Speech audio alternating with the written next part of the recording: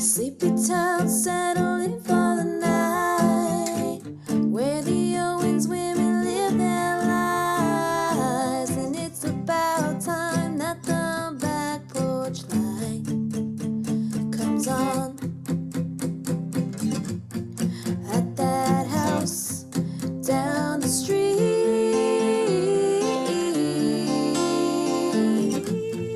at that house on Magnolia Street. Hello. Good morning. Coffee? Yes. Cheers. We used to say cheers, big ears. Oh, cute. You know what I heard the other day? See you soon, raccoon. I've That's never cute. heard that one before. That's cute. It's very pretty out today, and I've done 4 loads of laundry already. I took the dog for a walk. I worked out. Damn. I didn't really. It was like, I hate cardio so much. Oh, yeah, same. And so I kind of did like the warm up, and then I was like, fuck this, I'm gonna do yoga. And I didn't even do half of the yoga. I was like, I'll go take a walk. So we took a walk for a while. Yeah. And then gave him a bath, watered the garden. I'm like, Holy shit. You my did parents are coming. You did a week's worth of stuff this morning. I'm a little stressed because I Wait, should have done it earlier in the week. Because they're coming, you're stressed? Well, just because like I know Erin likes a clean house Yeah. to begin with, and now my mom's coming. She's fine. She keeps a very clean house also. She was like, just as long as there's no cat hair in my food. I was like, okay, Mom. Question. Why do people that own cats just think people who don't own cats, why do they think that people who own cats are just sprinkling cat hair in food? I wipe off my counters. I wipe off the table. Like, how am I supposed to help that? I'm so anal about that shit. Like, when we're having company, I'm like, it needs to look like nobody's living here.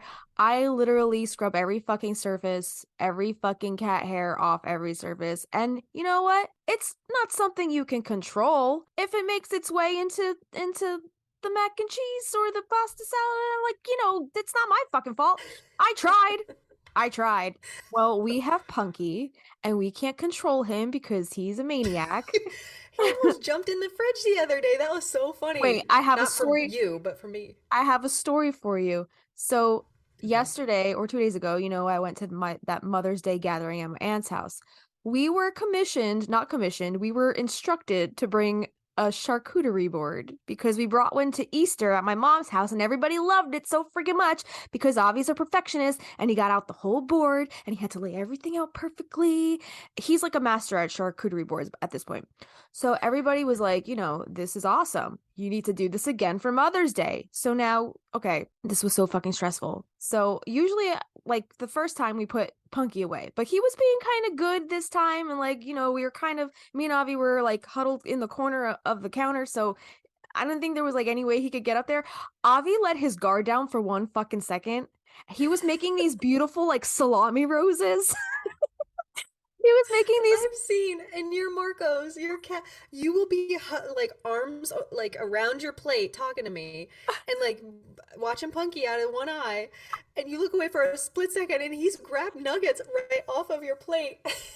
Dude, he's such an asshole. So Avi was like sculpting these beautiful roses out of salami. Okay, he was like making the roses out of them, and he had 2 salami roses on the board.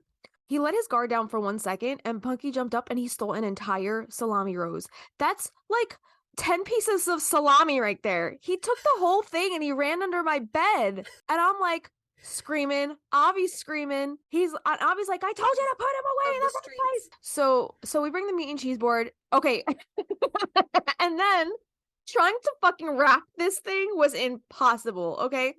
So I did like kind of like a quick job, just like, to cover it so Coraline wouldn't get up because she loves cheese. So she would have jumped up and maybe started sniffing the cheese. So I just wrapped like very loosely, just quick, because Avi was in the shower. I was waiting for him to help me wrap it the right way. So he gets out of the shower, he gets dressed. I kind of clean everything up. And before I let the cats out, before we leave, I'm like, you might want to help me rewrap this because it's just like I did a quick thing just to keep Coraline off of it. And, she's not aggressive like Punky. Like, she's not going to just go, like, snatch friggin' But shit she's off the board. curious. But she's curious, and, like, I don't want her little nose sniffing around in there, So I just, like, put, like, You don't want the cat hair. Exactly. So so he gets out of the shower and he gets ready. He's done, and we're like packing the car and stuff. He's got the meat and cheese board, and I was like, I'm telling you, it's not wrapped right. We need to wrap this better. He's like, we don't have time. So I was like, all right, fine, whatever. Fuck me. I'll just like go back inside and, fiddle around until we're ready to fucking leave. So it was so windy out that day. The things just the saran wrap's just flying off the fucking board. And he's like, can I get some help here? I was like, I fucking told you. God dang. I was like, I told you that I needed you to help me wrap it the right way, and you're trying to rush, and now look, now we have another debacle to deal with. So I had the saran wrap, and I kind of like just did like, the board is this long, okay? It's like more than 12. It's more than a foot long, this board. It's ginormous. So I just like took the saran wrap, and I just like held it down on one end, and then I just like kind of like did the whole like wrap it around the entire thing like in one long piece. Avi's like, what are you doing? You're flattening the salami rolls. I was like, at this point, I was like, I don't give a fuck about the salami rolls. You can put this entire story at the beginning. I don't care, because this was just a fucking hot mess. It was so funny. Like, it's comical at this point, but at that point, we were so freaking stressed. I was like, I don't care who requests a charcuterie board. I ain't doing this again. I was so pissed off. I don't even know if we got a picture. But then, like, we get there and it looks like, nice. And like, Avi unwraps it and puts it on the table. And then everybody's like, oh, look at the beautiful salami roses. And I'm like, yeah, Punky ate the other one.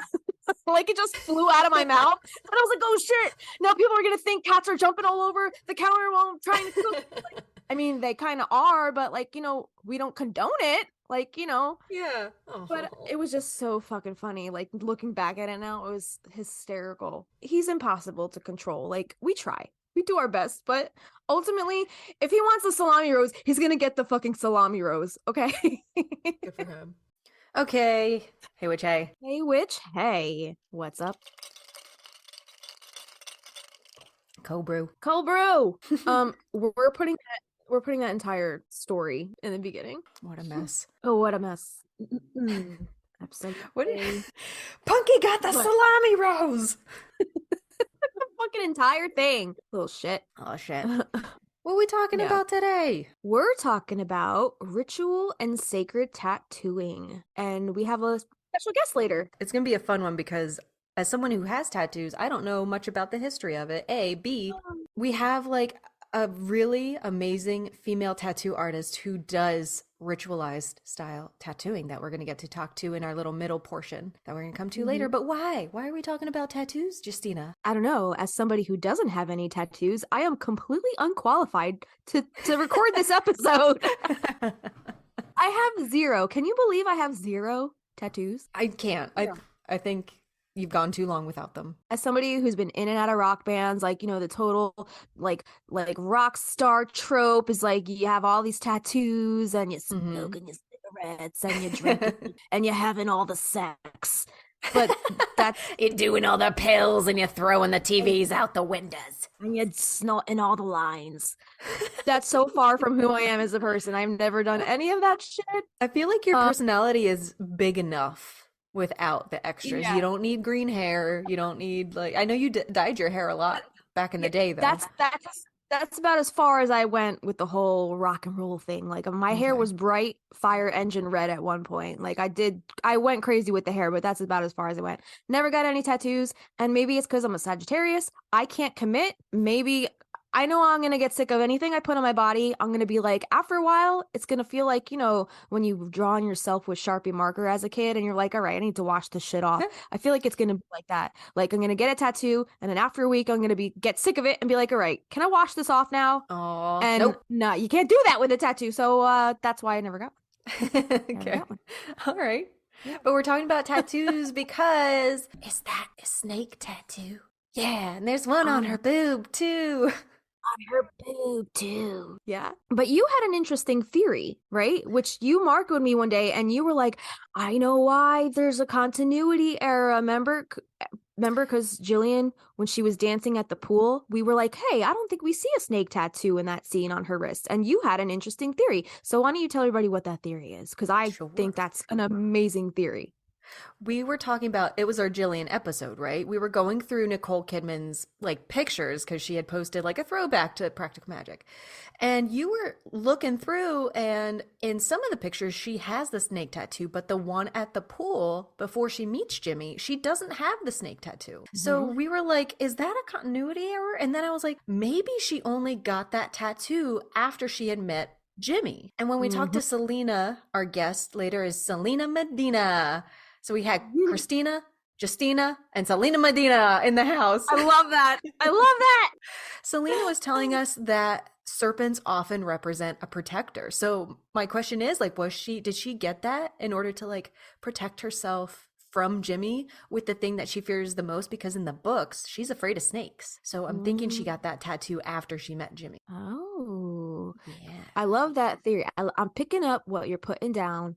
Yeah. And all right, so she got that tattoo as a result of meeting Jimmy. So you think in essence that tattoo is like like a skin amulet to protect her from I Jimmy? think so, All right. because we learn when she gets it, she is living in the Southwest. So Yeah. it doesn't say whether or not she's met him in the book at that time, but it says that she is in the Southwest when she gets it. But all the other stuff, like when she's sneaking out of the house, right? She doesn't have it. And when In the she's at the movie, pool, no. she doesn't have it. Right. Yeah. So there you go. So if that is not a continuity error, and that was in fact a very tiny detail on the writers or directors part, that's very sneaky. That's It's very amazing. sneaky. They did a good job. They did a good job. They're snakes. They're They're very snacks. that's very sneaky like a snake. I'm wondering if he made her get that tattoo to represent, I don't know, maybe the relationship, because he's very snake like to me. He is Like very snake-like. He wears like snakeskin boots, and doesn't yeah, his ring, the skull, have a snake in it? going through the eye, right? Yeah, yeah. Yeah. Yeah. Interesting. So I don't know. It could be a protection against his wrath because he was an abusive partner, or maybe she got that to represent maybe the passion in the relationship, because that's like if she got that when she first met him, like things were pretty good starting off, right? Mm-hmm. Mm-hmm. Because like if you look at the tail, like it wraps around her wrist, right? Mm-hmm. That could wait, what does Selena say about it? What does it represent? A protector? Like a protector, yeah. Because I was gonna say there's a symbol of a snake eating its own tail, which I think we talk about a little later on, and I Mm-hmm. don't remember exactly what that means, but going off of what my intuition is telling me, a snake eating its own tail kind of like has that infinity symbol kind of vibe, like it's Exactly. never Yeah. ending, like it's just like keeps going on and on. So maybe in essence, if that snake connects around Gillian's wrist entirely, if that snake is eating its own tail, which I don't remember if it was or not, I don't that think so. could symbolize maybe their undying love. Maybe if she got that when they first started dating she could have, like, been really dramatic and taken it to the extreme with that kind of like mentality about it, like, oh, our love is never ending, like We worship each other like bats. exactly. Exactly. Like it was just like such like an intense love starting off. Like I could totally see her getting it for that reason if that was the case. But Yeah. that's Yeah. So So we don't don't see know. it, I guess, till after that scene. So what's the scene that we Uh-huh. see Gillian in? I think she has it when she astral projects or comes to visit Sally after Michael dies. I'm pretty sure she has it. She does have the snake tattoo. Okay. So between dancing at the pool and microdosing Jimmy, she got a snake Yeah. tattoo. Hold on, let me look at the pool scene again. She doesn't have it when she's walking down the hall? Yeah, there's no snake tattoo on her wrist at the pool. Nope. Okay. Even when she's walking down the hall? Let's see when she's walking down the hall. All right, she's walking down the hall. Still no. Nope. Oh, and doesn't she put her hands on her eyes when he puts the blindfold on her? She does have the boob tattoo here though. Okay. Can you make out what it is? It's like a henna something. It looks like henna, like flower or like something with leaves. But yeah, there's no snake tattoo when he blindfolds her either. Yeah, so no snake tattoo here. I'm gonna fast forward to when they're looking at their scars. Yes, Gillian has the snake tattoo when she's looking at her scar in the bed. All right. How long do you think they were Yep. together by then? But that's not what this episode's about, but that it's just interesting that we kind of pinpointed. So then, hear me out. So then if it's Thanksgiving when she does get that tattoo, so do you okay, so she's at the pool. You can kind of be at a pool whenever in the Southwest. So when do we Yeah. think they met? She gets the tattoo in Thanksgiving, and then all that shit happens with Jimmy over the winter, and then Jillian ends up back in New England before March 8th, 1998. You know? Yeah. So 1997, she gets a tattoo. We'll say 90, Uh-huh. 1997. All right. When she's in the bathroom putting the belladonna in the bag, when she's about to astral project, she's got that Gotcha. snake tattoo. It's there. But I really like your theory that she got that tattoo as a result of meeting Jimmy or to represent maybe her new life in the Southwest. Mm-hmm. Yeah, so she only has a snake, she only has the boob, and then I think that's all we really see. I think I want one. The snake tattoo I think around I your want a wrist. snake tattoo. Yeah. I actually think I would rather have I didn't look how to pronounce it, the Oberos, whatever, where What's that? it is eating its tail. I think Oh, that okay. would be really cool because like I have a thing about like stripes. I got like stripes on my arms, stripes on my fingers. Yeah. But have that be like another stripe. I think that would be cool. Maybe around my wrist. What do those stripes mean? These were a cover up for words. I had God will give me Oh, justice because I was obsessed with the Count of Monte Cristo and very Christian at the time. okay. But then I got these as like to represent my brothers and I because I'm in the Oh, middle. So okay. that one gets like the most comments. Some people say like, oh, I've heard it's like how many times around the world you've been, or like other more disgusting ones, but I won't repeat Yeah. those. But yeah, I like this one a lot. Yeah, It's yeah. very like Native American to me also, so I love Yeah. I love this one. But like apparently not a lot of tattoo artists do them because it's so hard to Really? get the lines like Straight, like a straight straight. line. Yeah. Yeah. Yeah. There's a photo of you. I don't remember what photo it was, but like you had like a long braid and like you could see that tattoo. And I'm like, I was always like, she reminds me of Katniss Everdeen. Like you have Does like a Katniss real have Hunger tattoos? Games. I don't know if she has tattoos, but like I don't know. You just seem like very rugged and woodsy, but like still Thank you. feminine that can like kick your ass. And I'm like, Christina's Yeah. got like a Katniss vibe to her. I don't Oh, know. thanks. Yeah. Thank you. I don't know if it was I'll the take hair or it. the tattoos or what, but I'll take yeah. it. All right. Should we get to the books? Yeah. Did you look through all the scenes you wanted to look Yeah. through? Let's go to Practical Magic, the book. Okie All doke. right. So we have only two mentions. Mm-hmm. But it is there, and that's why they put it in the movie. So on page 70, it says Gillian has cut her blonde hair shorter than ever. She smells like sugar and heat. She's got sand in the ridges of her red boots and a little green snake tattooed on her wrist. And then Okay. the next page, it says, one Thanksgiving day, Gillian went and got the tattoo on her wrist. It was a hot afternoon in Las Vegas, Nevada. The sky was the color of a pie plate, and the fellow over at the tattoo parlor promised it wouldn't hurt, but it did. So I was like, Yikes. how many tattoo salons could there be in Las Vegas? There's a lot. There's like 20. Oh yeah. Yeah, Oh, I'm yeah. But sure. just wanted to highlight that Vegas's first tattoo shop was called Las Vegas Tattoo Company, and it opened its doors in 1977, July 13th, and it made it the first tattoo shop open in Vegas. And today there are Wow. about 20 shops there. But this is what one shop had to say about the significance of a snake tattoo. So the shop is called Sorry Mom Shop. They say in Native American and African cultures, snakes are tied with rain and lightning. In West Africa, snakes are used as a symbol of wisdom, and they are seen as guardians of sacred temples. In Wait a Buddhism, minute. Wait. So you said that snakes in Native American African cultures, snakes are tied with rain and lightning. mhm. Lightning is a big trope in the practical magic books. So Oh that's yeah, you're right. strange. Huh. Interesting. Interesting. In Buddhism, the meditating Buddha is protected by a divine serpent being. In Greek mythology, the Greek god Asclepius is tied with the snake. The rod of Asclepius is a staff wrapped with a snake and is the symbol of health and medicine. I guess that's the traditional medical EMS symbol that we all see. Yeah. This is used by healthcare organizations all over the world. Various health departments, universities, and Army Medical Corps have incorporated this image into their logos. A I characteristic. always wondered what that meant. Yeah, we'll have to look into that Greek god. The Mhm. characteristics of snakes is that they shed, allowing it to heal and appear new. This lends itself to becoming a symbol of rebirth and transformation. So, like, Gillian's maybe like trying to reinvent herself, and shed that Owen's skin. Mhm. The idea of a snake shedding its old layer of skin resonates with many people who are looking to represent the concept of turning over a new leaf and rebirth. They're also a symbol of immortality. One of the most popular symbols of Norse mythology would be of a snake biting its own tail, the Ouroboros. I apologize if I'm not saying that right.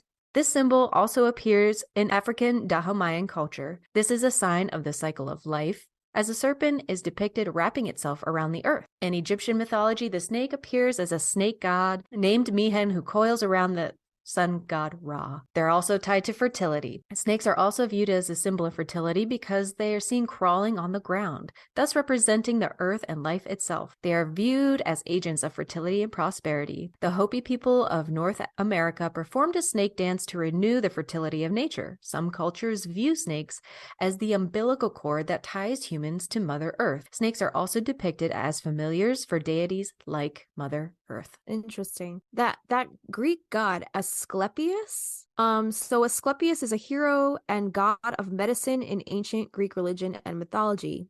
He's the son of Apollo and Coronis, or Arsinoe, or of Apollo alone. Asclepius represents the healing aspects of the medical arts, and his daughters, known as the Asclepiades or Hygia, which represent health and healthiness. Lasso, which is the god of recuperation and healing, and the goddess of recuperation from illness. Acesso, I think that's how you say it, the goddess of the healing process. Agel or Agely, I don't know how to say that. My God, the what a rabbit hole. Okay. Panaceae, the goddess of universal remedy. He has several sons as well. He was associated with the Roman Etruscan god Vediovis and the Egyptian Imhotep. He shared with Apollo the epithet of Paean, the healer, and the rod of Asclepius, a snake-entwined staff, similar to the caduceus, whatever that is, remains a symbol of medicine today. Yeah. There you go. That was a lot of Greek. Lots of Greek. We will link the wiki page for all of this down below. Take us to rules of magic. Okie doke. So this is on page 37.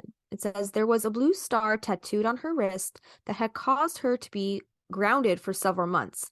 She had another on her hip, but that one hadn't yet been detected by her prying, fretful parents. And that was in reference to April, their cousin, and how she was a wild child who did as she pleased. So she kind of was like a rebel, I guess. I don't know what the blue stars represent, but it looks like you did a little digging. So star tattoos vary in meaning depending on the number of points, the shading, and incorporation into other tattoo designs on the same area of skin. Blue star tattoos in particular are associated with an urban legend about LSD, which that kind of makes sense because this whole portion of the story, Rules of Magic, this entire book is set in the 60s, right? Yeah, bruh. The height of the LSD, I guess, movement. Yeah, for sure. A lot of people were tripping balls back then. So this says including Jet. including our girl Jet. So the urban legend about blue star tattoos is that drug dealers market LSD to children in the form of removable tattoos of a blue star. Although the legend is not associated with permanent tattoos, some may get a permanent blue star tattoo in reference to the drug. A 6-pointed square-edged blue star is called the Star of Life and is associated with emergency medical personnel. 5-pointed star tattoos have been very popular with soldiers and sailors to signify safe passage home, and with LGBT people to flag interest in the same sex. I didn't know that. Stars are used by these groups, can be of any color, and it's all connected, Kristina says. Even though this star tattoo excerpt is talking about April, we did find an LSD link to Jet in the story. So Jet and LSD. She's wandering through a historical event inspired. I totally forgot about this passage. Right? So Jet, she takes this LSD, right? Yes. I don't remember. I think I don't remember this. after, I mean, in her lowest of low, she's like, I gotta escape. I just gotta be like, I gotta rock it out of here. Right, But I right. don't know what So this human be-in is. So, but apparently it was an actual historic event in 67. Uh-huh. Go ahead. It was held in Central Park on Easter Sunday. Interesting. So it says the park was crowded, the meadow was filled with a wash of love and acceptance. It had been a long time since Jet had felt part of anything. There were balloons drifting into the bright sky and garlands of flowers wreathed around necks and arms, and people in love, some in stages of lovemaking, some of them giving out LSD, not yet illegal. Fluff, ghost, sacrament, sugar, named for the design on the blotter paper the liquid was dotted upon. Whether it caused happiness or confusion, the drug certainly created ripples in the texture of the world. Here you go, a man ambling by said to Jet. He took her hand and was gone before she could see his face. This will cure you, he called over his shoulder. Nothing can cure me, Jet said. She saw that he had a tab of acid in her hand. People said it was magic. One taste could transport you, and perhaps, if she were very lucky, she would no longer be herself or carry her burden. She placed the tab of LSD on her tongue and let it melt. She had a shiver of expectation, and wasn't that the sign of magic to come? She waited, but nothing happened, so she went on, drifting through the crowds. When she got a bit lost, she stood still and tried to get her bearings. She had somehow blundered into a maze that everyone else seemed able to navigate. What path led uptown? Where was north? Where was her soul? Was it up above her in a tree, perched there like a goblin? She must have looked as if she were setting off on a voyage, because a young woman passing by said, "Happy travels." "I'm not going anywhere," Jet replied. And then she realized that she was. She saw it happen in fast motion, in a whoosh. The grass was thrumming with life, a shimmering hallucination, coiling and uncoiling in long stalk, populated by thousands of ants and beetles. There was music, and someone grabbed her arm to dance with her, but she slipped away. During this trip, she thinks she sees Levi. Tracking to a stream, she falls in and almost drowns. I have a question. Yeah. Do you think Alice has ever tripped on LSD to have I this don't experience to know. be able to write about Yeah. this? I think so. I think she's down. I think New York is in her heart, and she's like, I don't know what birthday she just celebrated, but I feel like she could have been down in New York in the 60s. In the 60s, yeah. I know she was walking around Greenwich Village a lot when she was researching rules of magic. Mm-hmm. I don't know. I feel I like don't I know. remember reading somewhere that she was in New York for a significant amount of time, but It's a special I could place be to her, wrong. it seems like. I think that was it for Rules of Magic. And then, hang on. We got some tattoo stuff for you in Book of Magic. Did we miss a book? No, I guess we did. Did we miss a book? Magic lessons. Magic lessons. I didn't even search that one. I think I might have. I don't think I saw anything for that book, but I'll check Okay. again while you're reading this. If you want. Oh, okay, sure. So we are introduced to Ian, an extra character who's like a historian, kind of professor on magic. But anyway, he's got a shit ton of tattoos apparently. And it goes through all of them kind of on 168. We're going to read through the passage. And as we go along, there are some specifics that come up that we are going to expand on. So it begins saying, he celebrated each text he completed by getting a tattoo from a pal who used ink from broken pens and straight pins held over a match to sanitize them, more or less. Luckily, the fellow was a true artist who did quite good work. At the end of his time served, Ian was covered with ink, 19 tattoos in all. I have 19 tattoos. I don't know if covered, maybe his are bigger. Yeah. But and everyone told a story. His chest was inked with a series of images, and his arms were sleeves of magic. On his left forearm, there was a lion, there for courage, and on the other forearm was a serpent biting his own tail, which we talked about earlier, Ouroboros, the symbol of the universe. On his right arm, a glass bottle had been inked, so delicate and shimmering it seemed real enough to break. Inside the glass, a man and a woman wrapped around one another. The marriage of opposites, love eternal, love of my life. The sleeve of tattoos on his left arm began with the hand of alchemy. Above each finger floated a sun, a star, a key, a crown, and a bell. So let's talk about the Ouroboros for a minute.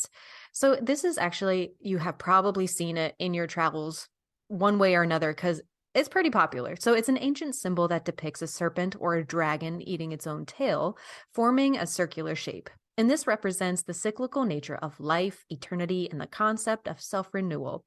The word Ouroboros comes from the Greek word aura, meaning tail, and boros, meaning eating. The symbol has been found in various cultures throughout history, including ancient Egypt, Norse mythology, and alchemy. In each context, the Ouroboros carries similar symbolic meanings. It signifies the endless cycle of creation and destruction, the unity of opposites, and the interconnection between the beginning and the end. The Ouroboros is often associated with concepts like infinity, like Justina said, wholesomeness, and the eternal reoccurrence. It symbolizes the continuous cycle of life and death, where the end becomes the beginning and the beginning becomes the end. It represents the eternal nature of existence, where everything is interconnected and part of a greater whole. In addition to its philosophical and mythological interpretations, the Ouroboros has also influenced various fields such as psychology, literature, and art. It has been used to represent concepts like self-reflection, introspection, and the process of transformation. Interesting. So, Interesting. question, what do you think Alice's reason for giving Ian these tattoos was? Do you have any kind of theories? Any theory? Just, I don't know, to make him seem more like a badass, because they don't really play a part, do they? I Like, don't think so. I don't but he know. does. I don't know if I linked it. Doesn't he get, we must have put it in. Yes, we did. Okay. At the very end, he gets one, and I'm like, come on. I think to make him more occult, the hand of alchemy, I don't know anything about, but you're going to tell me about it. And the circle of Solomon has a similar snake, but it's not eating its own tail. It's kind of just wound around the circle. So Right. I don't know. What do you think? Yeah, I guess just to depict maybe how into the occult he had become at that point in his life. Wasn't he in jail? Right. I thought he served time. I don't remember. Yeah. We'll do an episode on him someday. Yeah. I think he was in jail, and I know that inmates have their own kind of like tattooing culture. So maybe just to show that he was of that lifestyle for quite a bit. Could be, yeah. Without completely stereotyping him, because Right. like I know, like in the late 80s, early 90s, I feel like anybody who had a tattoo was really looked down upon in society. Now, Yeah. tattoos have become so common and so mainstream. Everybody's getting a tattoo for every little thing. Like, somebody that you love passes away, you want to get something to honor them. Like, things have become so much more sentimental these days when linking to tattoos. But I don't know. I don't remember what time period this takes place in. This is like present day, but I want to say that you're almost more unique if you don't have any tattoos, That's why I ain't getting any. I know. You stay you. You stay you, I'm gonna boo-boo. stay me. But I don't know. Yeah, I guess maybe he just got all these tattoos. Maybe Alice just gave him all these tattoos just so we can get a better picture of who he is, not only about his life in prison, because I feel like that was a storyline. Again, yeah, very vague. I don't remember much of that, but we'll deep dive on that. And then also his life kind of coming into his interest into the occults, Yeah. So, we're going to talk about the Hand of Alchemy, which is one of his tattoos. And so in the palm of the hand, there was a fish. Now, there's a photo of this. We will post this to the Patreon if you guys want to see this. Or we'll also post this to the show notes. We'll post it to, our links. So you can look at this picture and kind of get a better visual understanding of what all these symbols are, because this image is kind of wild. Is it not? It is. Is this not like the coolest?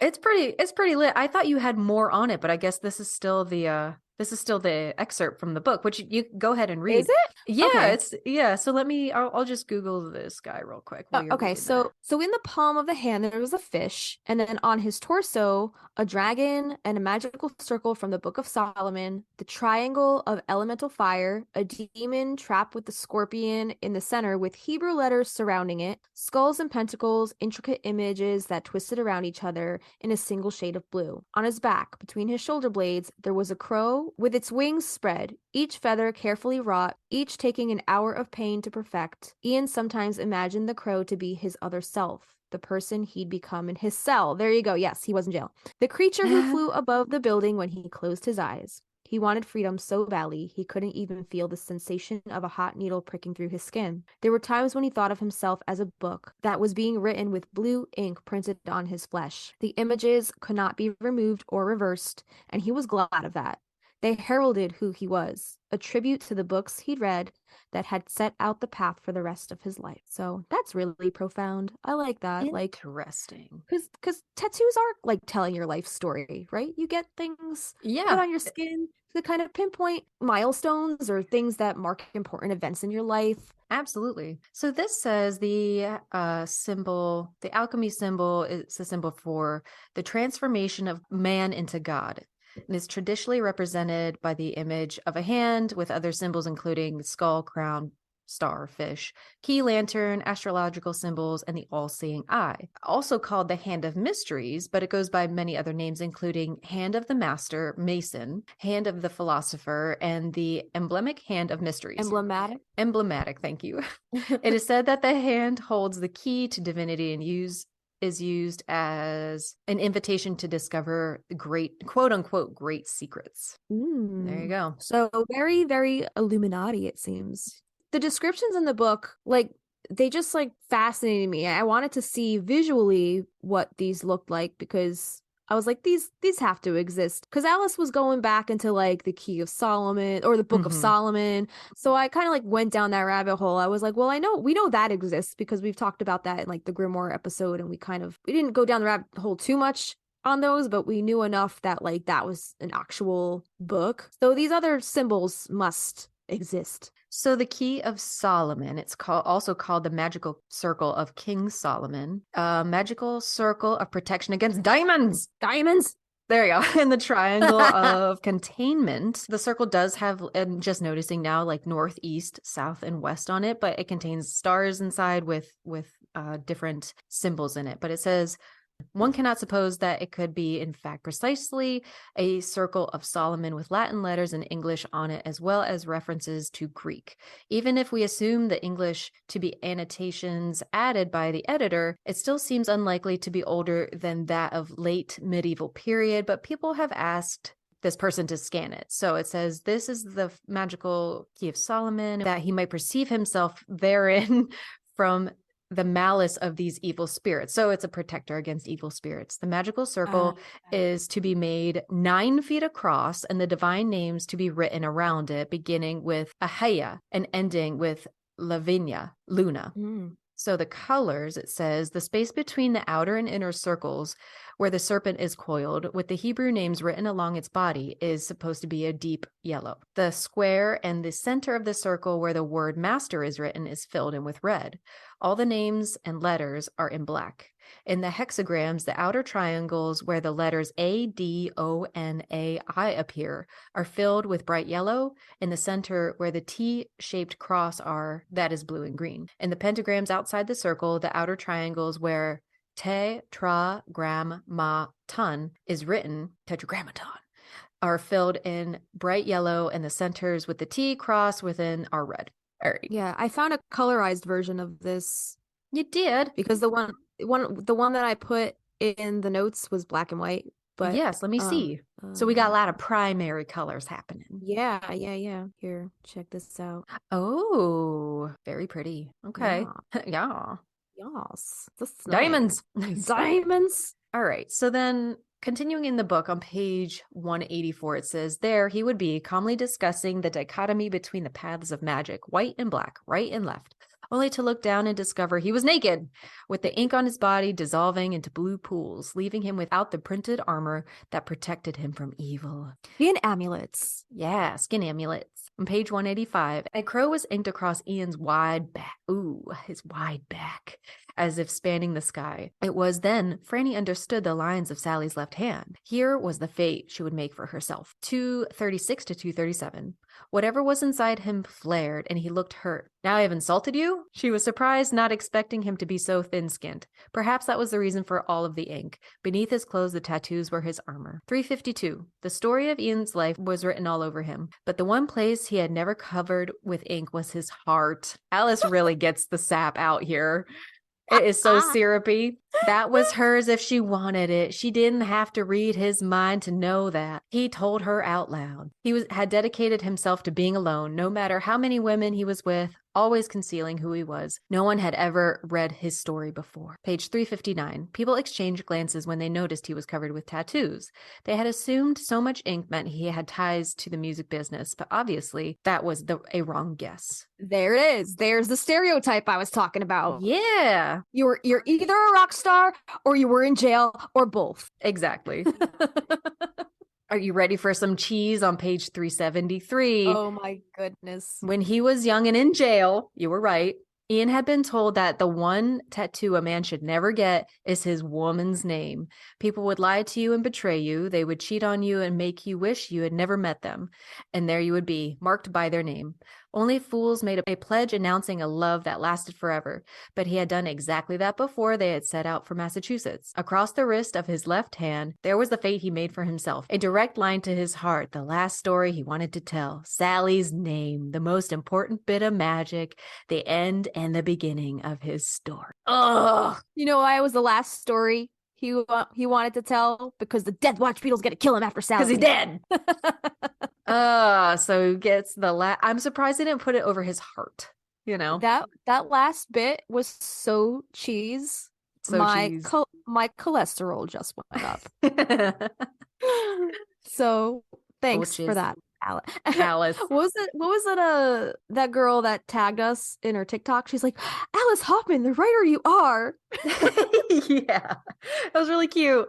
Please tag us if you're making TikToks. We will be happy to share them. Yeah. Yes, please tag us. All right, guys. So those are all the book mentions and some of the meanings behind some of those tattoos that Ian had. We're going to take a quick little break. And when we come back, we'll do a card pull from the Practical Magic Inner Witch Oracle by Grounded by the Moon. And then we're going to have a very special interview with our guest of the hour, Selena Medina. We'll be back. Hey, little witches! The Stinas here. If you've been listening to our podcast for a while, you would know how much we love using the Practical Magic Inner Witch Oracle deck by Grounded by the Moon. And now we want to share the magic of Grounded by the Moon with you, our listeners. Joseph Benitez Egerton, the creator behind Grounded by the Moon, would like to offer this very special 10% off discount to all who wish to experience the magic of his Practical Magic themed tarot and oracle decks. But that's not all. He also creates other divination tools like tarot workbooks, deck bags and altar cloths, pendulum kits, oil blends, cleansing sprays, smoke wands, teas, and ritual kits. And let's not forget about his custom handcrafted all-natural soy candles, where every candle is hand-poured and personally infused and charged under the light of the moon. They even come with a crystal. And did we mention all of the ingredients in the candles are ethically sourced? All of Joseph's offerings are just so magical. So go visit groundedbythemoon.com and use the coupon code Magnolia Magic for 10% off your entire order at checkout. That's MAGNOLIA MAGIC. So get your discount today.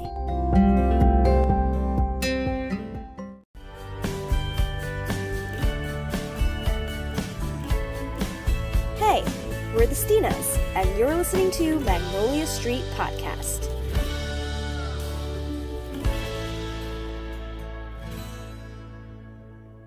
Welcome back, guys. We're doing a card pull. If you did sit through our ad, you know that you can get 10% off at Grounded by the Moon over at Joseph's site. We use Joseph's Practical Magic Oracle deck, but we also have the tarot decks every episode. And somehow, every time it fits perfectly for whatever we're talking about. I don't know how well it's going to fit today. There's no tattoo card. Question. Okay. All right. So just tell me when to stop. Okay. Stop. Blood bond connections. Listen, okay, I'm gonna let you read it and then I'll tell you my interpretation. You already got an intuitive hit though. I see something coming through for you. Something's clicking. All right. Something's clicking for Kristina. So let me read this and then Kristina will tell us what she thinks this means. All right, so blood bond. All right, so the The key word on this card is connections and support. So it says everyone has that one person, that one special connection that they can turn to in times of need. It is time to utilize your blood bond. Reach out and make that connection, strengthen your relationship. Ignite that special and unique bond. This bond holds immense power and extraordinary strength. When activated, this bond turns into a spark and ignites dormant energies that lie within. These energies will support you, bringing forth illumination and protection that you may need. Use the power of rope magic. Take two pieces and empower them with the energies of yourself and your bond. Visualize that spark while you tie them together and unite the energies. And the mantra on this card is, I actively open and engage my connections. Well, when we sit and talk with Selena, we learned that as a tattoo artist, that's an intimate time getting tattooed, and there is blood involved. And you can choose to do blood magic in that sense. She has basically access to your life force, as a tattoo artist. So there has to be a lot of trust there, and they are very supportive. They're almost like therapists, just like bartenders, just like hairstylists. They're there to support you. So that was my thought of, there is that blood bond there. Yeah. And not only the blood, but traumas. She was talking to us a little bit about traumas and being sensitive to, what her clients go through. And I thought it would her whole conversation is just really fascinating. And I can't wait to share with our listeners. So we'll get to that in a second. But yeah, you're totally right. Making that connection between the blood bond and a tattoo artist and their client, there is kind of that bond there between them. You're trusting that person to hurt you, to basically make tiny little cuts on your body, knowing that they essentially are putting their own, just like Sally and Gillian, they're exchanging energies. You and your tattoo artists are exchanging energies in that way. Right. And I never thought of it before, but when Selena was basically telling us how when you tattoo somebody, you have to be really right with yourself, because you could transfer your own bullshit to your client if you're not right with yourself. Maloikioed. Exactly. You need to, make sure you're spiritually clean before you have a session with somebody, and, pretty much you're inking your shit. Your own trauma, you're inking into that client's skin if you aren't yourself spiritually cleansed and, in the right state of mind to even if it's somebody. not the tattoo artist's blood mixing with your own blood. Alice talks so much about the power of the written word, basically, and that person is writing on your skin, and it's the same energetic connection. Yeah, you're transferring that energy through permanent ink. We're gonna show you guys this conversation with Selena because it just blew my mind. It's so fascinating. I don't even have any tattoos, and I'm just if I were to get any tattoos, Selena would probably be. I'm Selena. She knows where it's at. So Selena is a friend of mine that I met down here in the South, and she is an amazing tattoo artist, but she also is board members on the Alliance of Professional Tattooists. She is on several advocacy groups, and she's a committee chair on the Body Art Association. So stick around. We have Selena Medina coming to you right now. Selena Medina. Hi, how are you guys? Selena Medina. Good morning. Selena Medina. Figured you guys would have fun with my name. Well, we have Justina, Kristina, and then Selena Medina. So I feel like your name has to rhyme with Ina in order to even be involved with the podcast. Thanks for hanging out with us for a little bit. Yeah. Good morning. Good morning. Hi, how are you? I'm excited to talk about tattoos and rituals and stuff. Oh my gosh, I'm so excited. We're stoked. You just having coffee? Yeah, just coffee. I decided to stay awake until about 2:30 in the morning. What? I had a client fly in from Florida last night, and she's got a lot of tattoos, and her flight was delayed by I think 3 hours, so it shifted all of our times back, and I was like, yeah man, you're not flying up here and not getting a bunch of work done. But she came in and we got to the shop at 6:30, and I think we tattooed until almost midnight. Yeah, it was this whole Lilith tattoo, and it's a deeply personal tattoo for her, because in some respect, a lot of the people that come to me to get tattooed, they have some kind of unhealed thing or like weird energy that's like off, or like they're trying to like process something, or just like any kind of one of those things. So she's gotten very dedicated as far as being a client and wants to come and see me. And she's like, listen, like, I've had a lot of really bad tattoos. I really don't want to get tattooed by anybody else. Like, will you consider finishing this piece? Because we started back in 2017. So, and since 2017, my life has been in like this crazy upheaval because, like, I'm dealing with like some karmatic things, but I'm also kind of dealing with like our industry is shifting and changing and evolving. So like I'm involved in the scientific research side of things, but I'm also involved in like the ritualistic side of things. So it's like it's a very weird perspective to be involved in what I'm in. Did you ever think younger you would believe you are where you are now? No, absolutely not. You know, sometimes I open up my calendar in the morning and I kind of look at it and I'm like, I'm talking to so and so today. Oh. Does it get overwhelming? Yes, completely. Yeah. What do you do to kind of just like, I guess, ground and get back to center? For me, I have chosen to take up more meditation. So I actively meditate. I spend a phenomenal amount of time like very deep thought processing and trying to like make things easier on myself is kind of like what I think meditation is, because like you really spend a little more time like drawing, like coming back to center and actually like thinking about the thing that has to happen and like the series of events that has to happen, but like the why. And like, why is this my motivation? Why am I spending time doing this? What does this actually mean? Like, you know, those types of things. And then we do a lot of like outdoor rituals and stuff like here on our property where we actually have like big bonfires and like, you know, offerings and things like that. But really tattooing is the thing that energizes me. I was going to ask if tattooing is at all meditative for you. I was going to ask the same exact thing, Kristina. We're so original. Yeah, I know. Well, it's always kind of fun because like I had a very different view on it before the pandemic, and it was more of just like tying my shoes and like doing business. Like tattooing, like it always had like some kind of like shamanic practice or like energetic practice, or like I would connect every once in a while with clients, but it was like after this pause on the world, it totally changed what I was thinking about with tattooing. And then it changed how much I wanted to tattoo. And then it gave me just like a different appreciation for it.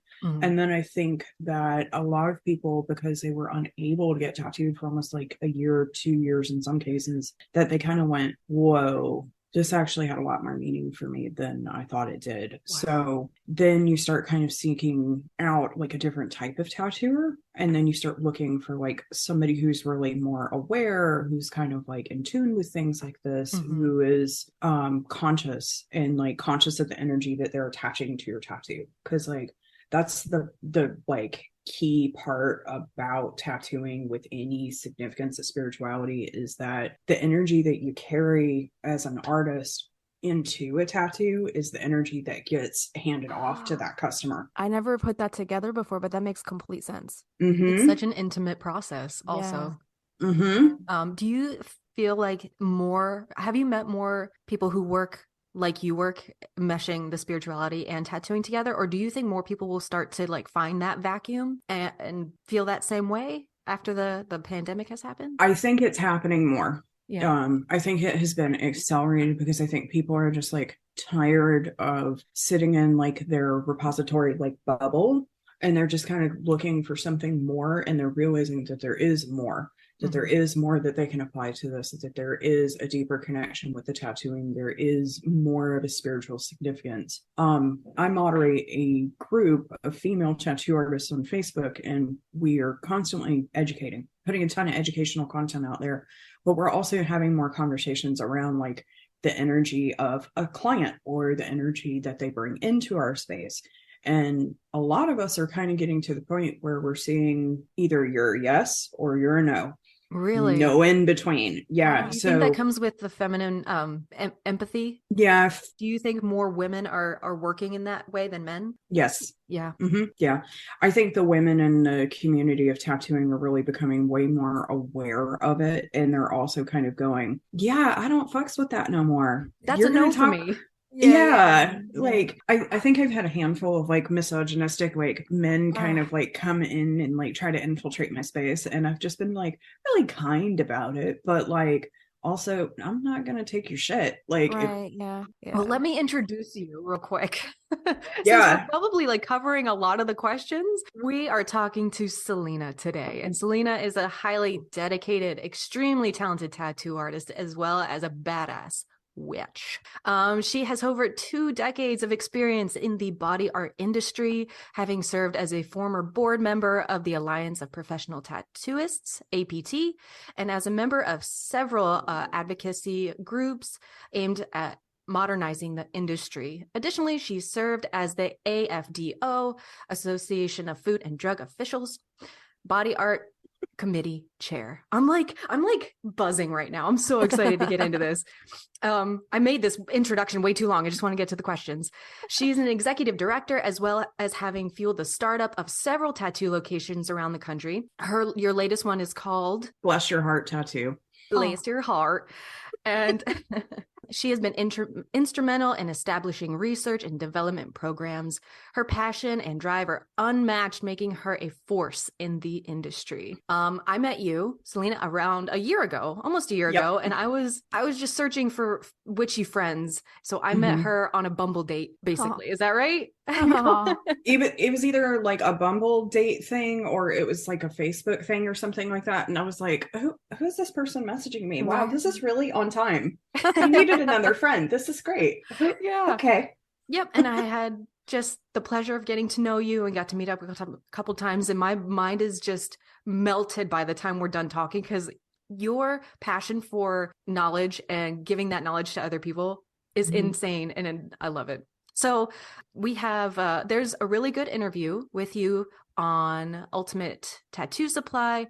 So that was one of my former employers, and that was where I was the compliance officer for that organization with Tattoo Inks. And they had done a piece on me because, speaking of feminism, I had helped catch a rapist and actually had him federally charged. Who are you?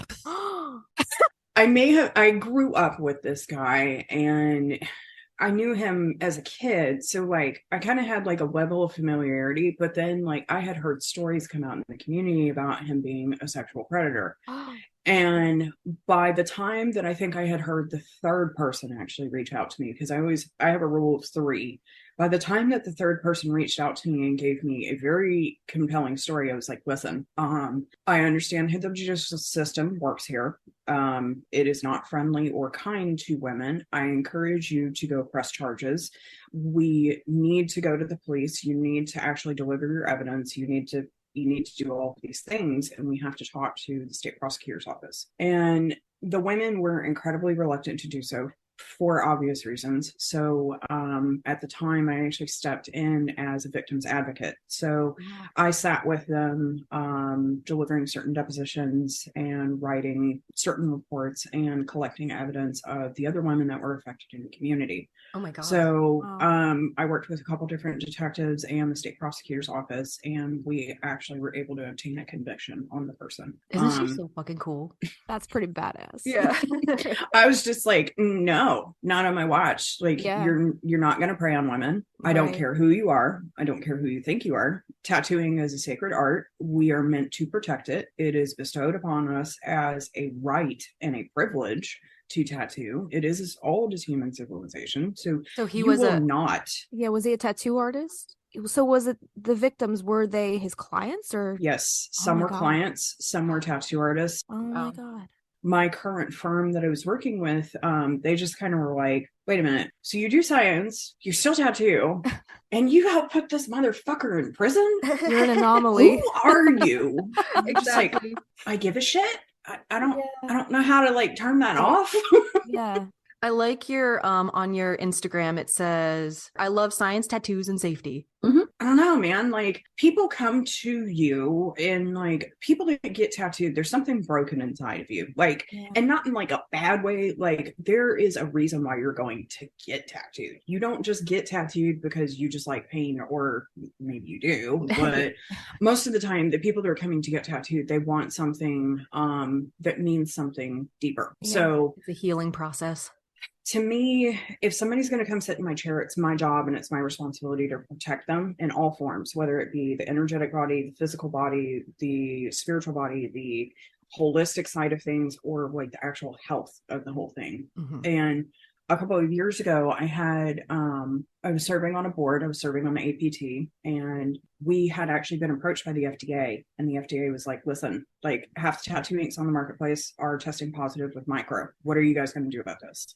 And micro is microbacterium, i.e. bugs and mushrooms and other organic material that does not belong in tattoo ink. Okay. Yeah. Okay. All right. Yeah. Let's put that right here.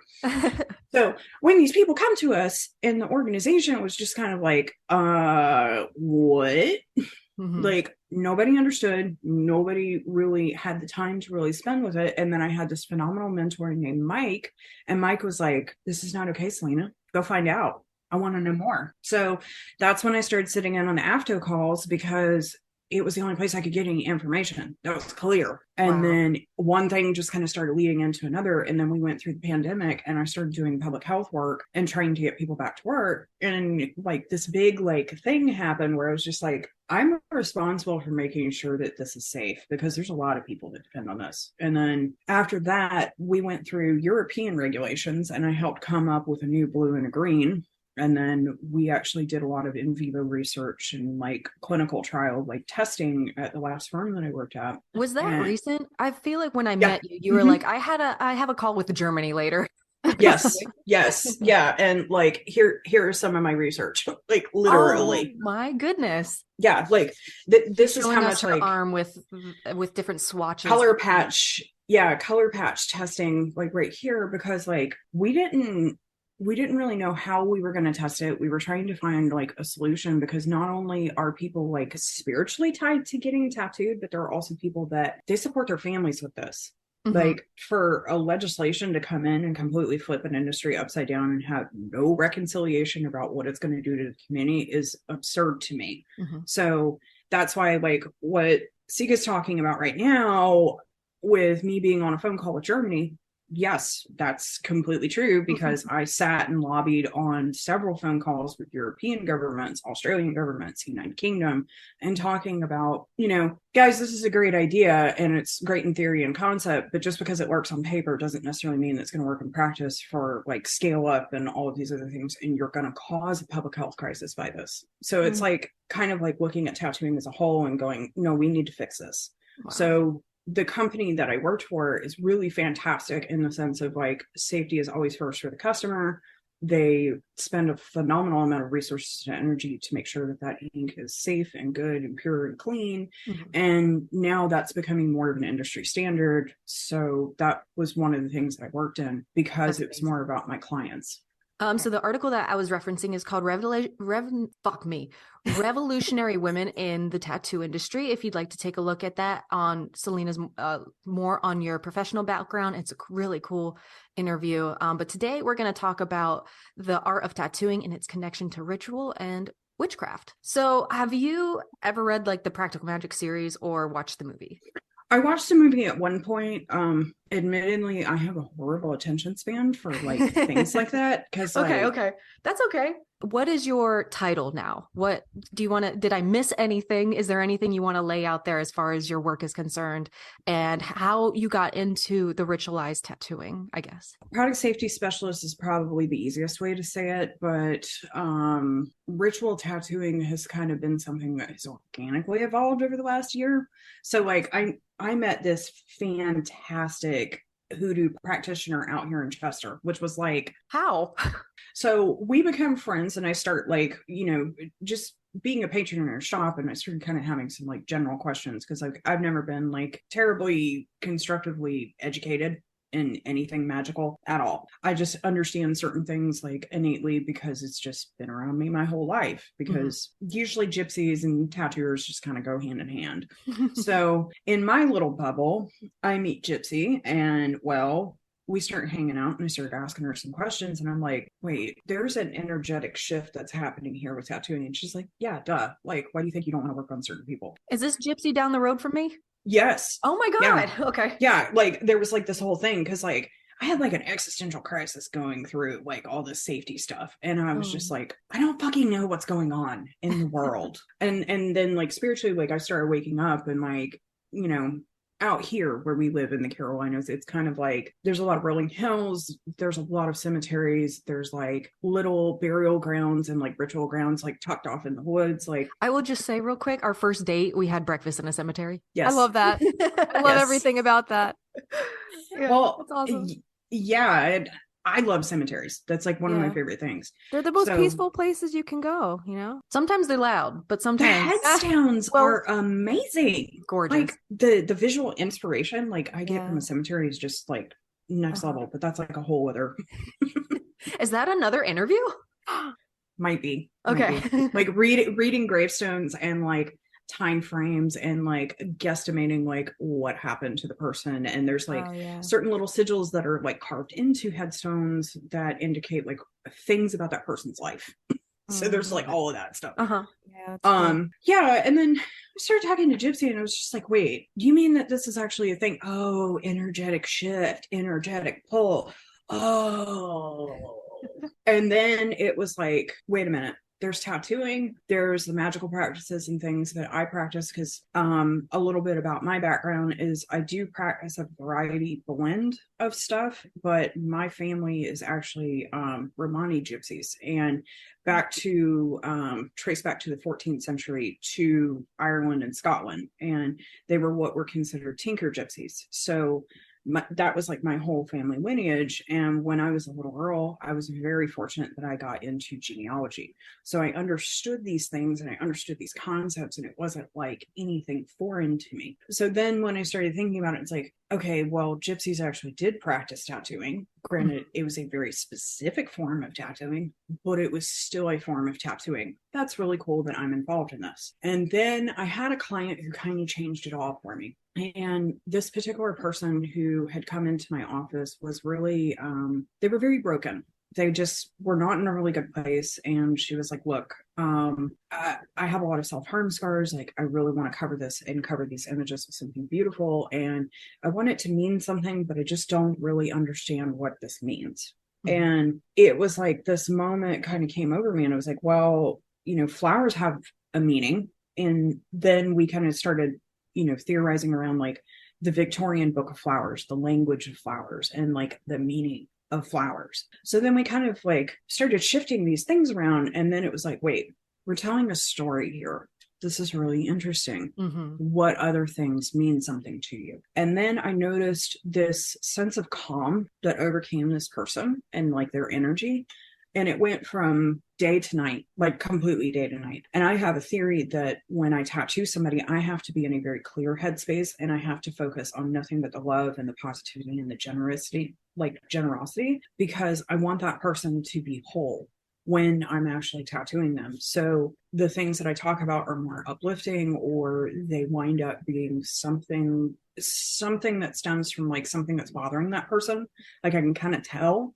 And it's like in a therapy session. Yeah, it's like therapy mixed with like tattooing, but like there's like this cathartic release that happens during a tattoo. And especially if you're in like a really long session, you're sitting there and you're getting tattooed for 3, 4, 5 hours at a time. You kind of are like shedding some of like this energetic like karma. And if somebody's getting a tattoo and it has like a particular meaning to it, and we're talking about what that meaning is, I'm really focused on what that story is with that person and getting them to like drive into what that feeling is, so that they're putting that energy into that. It's a lot of shadow work. Yeah, it is. And then you see just like when somebody gets off the table for the first time, they actually look at that tattoo and the sense of wholeness that it brings that person. It's like something heals in that moment in that human. And that moment is like, that's everything. Because a lot of people, they may have some type of like body dysmorphia, like my client who had the self-harm scars.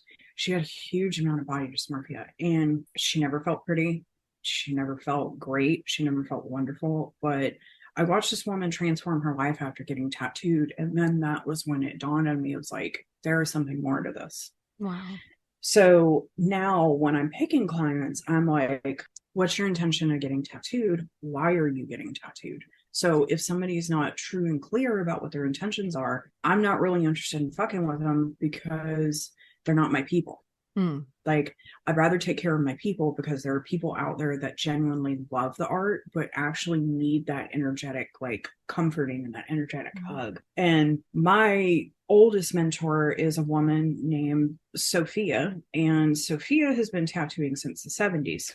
And she is just like, oh my God, she's mind blowing. But she was like my first experience with somebody who was a witch who tattooed. And she always bestowed something upon me that she was like, it is your job to make that person feel loved, juicy, and whole when they walk off that table. Like that. Yeah. Cause like everybody's a little bit fucking weird. It's just the weirdos that are comfortable and accepting it, who are actually choosing to scrawl something on their skin. They got a reason for it. Find out what the reason is and embrace that. The visualization I was getting when you were talking about them being in that space and you working with them and then them getting off the table. Yeah. Like gave me the visualization of like when you release a circle. If you are somebody who works with the elements and calls the corners, you have that circle, you close it in, you are safe, you are protected. And then like you get off that table and it's like whoosh, opening back up. It's very distinct. You feel that whole shift of energy when that person actually like sees it. Like it is, I can even feel it right now. Like I can just kind of like feel it like on my skin because like I know what those people are feeling the first time that they look in that mirror. It's such a powerful movement to help somebody feel whole or to give them closure. Because like usually there's one of three reasons why I'm tattooing somebody. It's like they have a repair of something, like something was broken, something was taken from them, and they're trying to commemorate that, and they're trying to regain control of their body. And that gives them that kind of sense of back control. So for instance, people who've experienced lifelong trauma or have really serious like ties to things like that, it heals something in that person and allows them to regain control of their body. And that regaining of power and taking back that power is a phenomenal shift that has a huge subconscious level. And you know, I think everybody's a witch to one degree or another. And whether they actually realize it or not, totally subjective. But when you see that person who was broken actually regain control of their body, there's something very powerful in that. And I think that's the thing that I always long to like strive for, and preserving that space and giving them the time and the energy to feel those emotions. Because like I've had people break down and cry in front of the mirror the first time they see their tattoo. No, not at all. And giving them a soft space to land, I think, is probably the most critical when you're physically altering the appearance of the body. So, and the energy that's associated with it too, like that person really needed that. So like whatever emotion it is that comes out after that tattoo is pretty substantial. And I've had everything from like giant fits of rage for some people. Oh my goodness. And not rage about the tattoo, but just like rage that they had to get something to do that. Like I had a sexual assault survivor that had a very traumatic series of scarring on her. And we did a very large tattoo to cover it. And she was just like, you could just see the look on her face. Like she was very angry that she had to have tattoos, but she was very thankful to have the tattoos. It was this weird shift, but in some ways it was like she was released from like her chain to that trauma. It was like it broke that, which was a really interesting experience for her. And she was a very devout Christian. So her even being open to the idea of the energy shift was like foreign. So like she asked me, she reached out and she was like, have you ever heard of people like just having a different experience like after they get tattooed? Yeah, it's pretty common. She was like, wow, I don't feel alone. Okay, that's really nice. You know, like little things like that. And then I would say probably the second thing, aside from like the thing that is lost and the thing that is taken, is the remembrance. The remembrance on skin for somebody who loses something or someone so substantial, or a pet or a loved one or something like that, giving them that sense of closure by having that person or that entity with them like on their skin, that's a rough one. Because they will want one thing when they come to me, but it's very clear that they want something else. It's like saying that they want this thing, but it's usually completely something else. So like there's a lot of self-care and there's a lot of like aftercare that goes with them. So you kind of have to like reach out to them a little bit differently, and you have to like talk them through the design a bit more and just be like, hey, that's a great idea that you want like this entire scripture and like in remembrance of, first, last name, full birth dates, death dates, and it winds up occluding the tattoo, and you kind of have to go, okay, why are you really getting this tattoo? Yeah, there's another way. Let's figure that out. Yeah, and those have been some of my best clients because they were just like, wow, I didn't think that we could actually memorialize this. Wow. And and then the third is somebody is just feeling some kind of way, and like they've either like woken up with some kind of like a vision, a dream, a concept, or an idea that theorizes them having a tattoo of something. Mm-hmm. And like I've had people who have actually reached out to me that were like in a circle or in like some type of like a pagan ritual who were just like, I thought it would be a really good idea to have this thing tattooed on the side of my face. It's like, okay, well, I'm not going to tattoo the side of your face, but let's go back here by your hairline and like, let's talk about that. Yeah. This is a permanent decision. Like, let's not. Yeah. You do care about people. You're like, I care about you. Don't put it right on your face for maybe your first tattoo. Yeah. I do have a question. When we first met, that's when I first heard about like ritualized tattooing. And I guess within our area, there are other people who do this that you maybe thought they weren't above board in certain aspects of why they were doing it. Do you remember having that conversation? Yeah, I do. I remember that conversation. And I remember kind of feeling like the people that I had seen doing ritual tattooing, it was more about them either getting the money or the notoriety or not having safe practices. Like my personal opinion is you can't give on any of those three. There's no substitution for it. There is no allocation for it. And there's no excuse for that. So what I've seen is I've seen a series of tattooers who have started popping up who are just kind of like vaguely predatory, and then just like, the hell? Yeah, we all understand that tattooing has like some energetic shift to it. So like that's cool. You don't necessarily have to advertise for it, but what are y'all doing over there? I've seen a couple of those. I definitely have. I've seen a couple of those. And then I've also seen people who have recently gotten into tattooing who are now like shifting and trying to turn it into like an esoteric thing, but they can't even tell you the first thing about like when was the first tattoo machine invented and who owns the patent. Like, weird things like that. Like, I think you need to be fully immersed in a culture of tattooing and really be a practitioner of the craft to safeguard it if you're going to use it in like a spiritual setting. Like, you need to come from that and actually understand the why to be practicing in some of like the magical circles, because I just think that it's like a case of the left hand not talking to the right hand and one not knowing the other, and that can cause a lot of miscommunication, especially among clients or customers or other people in the community, because people just don't know. And there's really no way to validate that a tattooer is ethical, correct, or right, or any of those types of things, because there is no standardized education for it.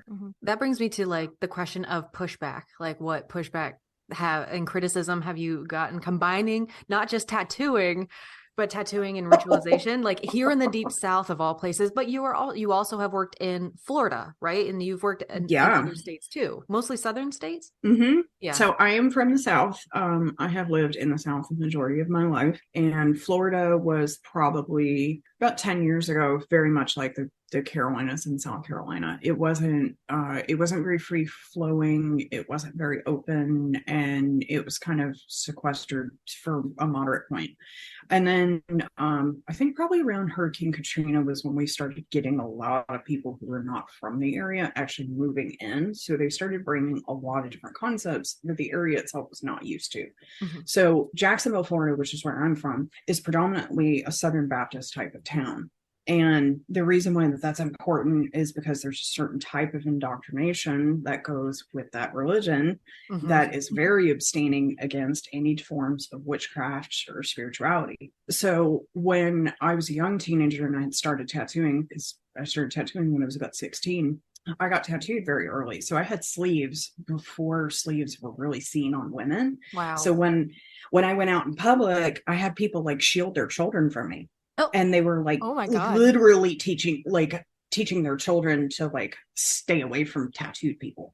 So like that was my first experience with religion. And it was also the experience where I was like, I don't want that. the pushback that I've gotten has been odd at best. And it's been very covert because like I will hear people come, into my studio and kind of go like, what do you mean the energy associated with my tattoo? Like trying to play stupid. And I'm like, yeah, if you wake up on the wrong side of the bed, you know how the rest of your day is shit. Well, guess what? If I tattoo you like that, yeah, right. your tattoo and your life is going to be shit. So right. let's not do that. Do you think like a majority of them are just being condescending, or do some people are actually just like in the dark? Do you think some people just really don't know what that means? I think there's a few that don't know, but I can kind of differentiate between like how they're talking, how they're asking, and like the framing. It's like, let me feel you out a little bit in conversation. Like, who are you? And do those people choose to like? Do they usually stick with you if you decide, okay, yes, we'll do this? That they stick around. Yes. It probably shifts their mindset about the whole thing too. She's dying over there. Okay, listen, this is why there's a girl sleeping in my house right now who has been getting tattooed by me for almost 20 years, who flew up here from Florida last night, who refuses to get tattooed by anybody else because she's like, I understand the differentiation of this, and fucks no, I'm not messing with nobody else. Like, But I have like diehard loyal clients who have been following me for decades, and like I thought it was a little bit weird when I first moved up here, like how attached they were to me. But then I started understanding why when I started seeing more of what was going on in the community and more of like people were just falling short of some of their expectations. And I don't think it was just the expectation of the tattoo and the art design being good, but the experience of it. Because I think the experience of the tattoo is kind of how I mask and like pull all of like, I guess like the witchy things and like the practitioner things like into a bubble and call like my people who should be with me to get tattooed by me. Because I'm not for everybody and I'm cool with that. And I don't want to be because not everybody's energy is my thing. But when the customers come in and they're very specific about something or they're very controlling about something, I very politely like kind of just like, hey, let's not be a control freak about this. I understand that this is permanent, but let me do my thing. What you were just saying about who you work with, are there any specific, like maybe are there specific tools you use? Do you use any crystals? Or tell us about like who you work with, I guess. So I do a washing technique on my hands with an obsidian orb to just basically draw like all the energy that I have on my hands from touching different things. That has just been a practice that I have done personally, like every tattoo. I kind of rub either selenite or obsidian through my hands. Like I have like fairly large orbs that I use because like I want to be able to put both of my hands on it at the same time. But it's also like a meditative practice to like check my own energy to like, this is not about me right now. This is about the experience of this person right now. So like very intentional. I don't burn candles in my space because it is a smaller space and I don't want like the fumes of everything in there. So what I do use is an atomizer or a diffuser, and I have Florida water, and I usually have some kind of bergamot or some type of sage or something like that going, because like the energy that gets kicked up during a tattoo is woof. It's a whole lot. Yeah. So I want the space clean, because if somebody that was in there before comes in after, there may be lingering effects of some of that energy. So I want to make sure that it's good positive energy and like a clean slate. Yeah, so, you're basically opening skin, like, but the wound is like there, and all the trauma that can leak out of that person energetically is probably in the air, right? It's very substantial. Yeah. Yes. And that is a big part of it. And like, I actually take my machines and I like bless them in like a periodic manner just to like clean them, because I'm just like, we ain't taking this from and delivering it to this person. I mean, obviously there's the cleaning. That so fucking much. Yeah. I appreciate that. Yeah, there's the cleaning side of it, but then there's like the spiritual act of cleaning. So like ritual versus practice is the way that we tend to look at it during the tattoo, because like it's a ritual for me to come in and set up. Like I have to set up in a certain way to make sure that I have a sterile field, to set up like an aseptic technique and to be setting up all of those things, but also taking that energy and intentionally setting the place, the time, and the intention to create that that piece of artwork is very, very important. And I myself, I actually wear certain amulets and stuff to safeguard me, but also like walk with me. So like I'm a big practitioner with archangels, and I carry the spirits of Uriel. So I usually wear Uriel coin, and I wear actually my boar tooth is my other favorite one. He's like the artist angel, isn't he? Yes. Okay. I've heard that before. Yeah. That's always the fun one, because like I have a decent coin that people are like, wait, what is that? Like, that's not Michael or Gabriel. Yeah, there's other ones besides that. Do you feel like you call on like your ancestors at all to work with you? Yeah. So fun story time about how I wound up in rural bumfuck South Carolina. So we talked about the karmatic thing about me dealing with like the tattooing, because I was just like so compelled to make a difference in like safety and practices and things like that for my customers. Well, so I got offered this job during COVID to come in and do compliance. All right, cool. Well, compliance is do the thing that's right and safe, and think about the customer safety first. Cool. So that meant that I had to actually pay attention to 2 different plants, and the plants are located in Columbia, South Carolina, and Fort Mill, South Carolina. Okay. So when I was thinking about buying a house up here, I kind of was left scratching my head, because I've got a giant dog and I have a very obnoxious cat. So renting really was not an option for me. So I had to purchase a home. And then I kept looking. And I kept looking, and then I found this little itty bitty tiny town named Blackstock, South Carolina. Okay, it happens to be the deadway middle point between Columbia and Fort Mill. Well, the day after I signed the house, I found out that one of my ancestors actually has a monument here. What? Yeah. And I kind of went, okay, I've had divinations before. I've heard about this town before.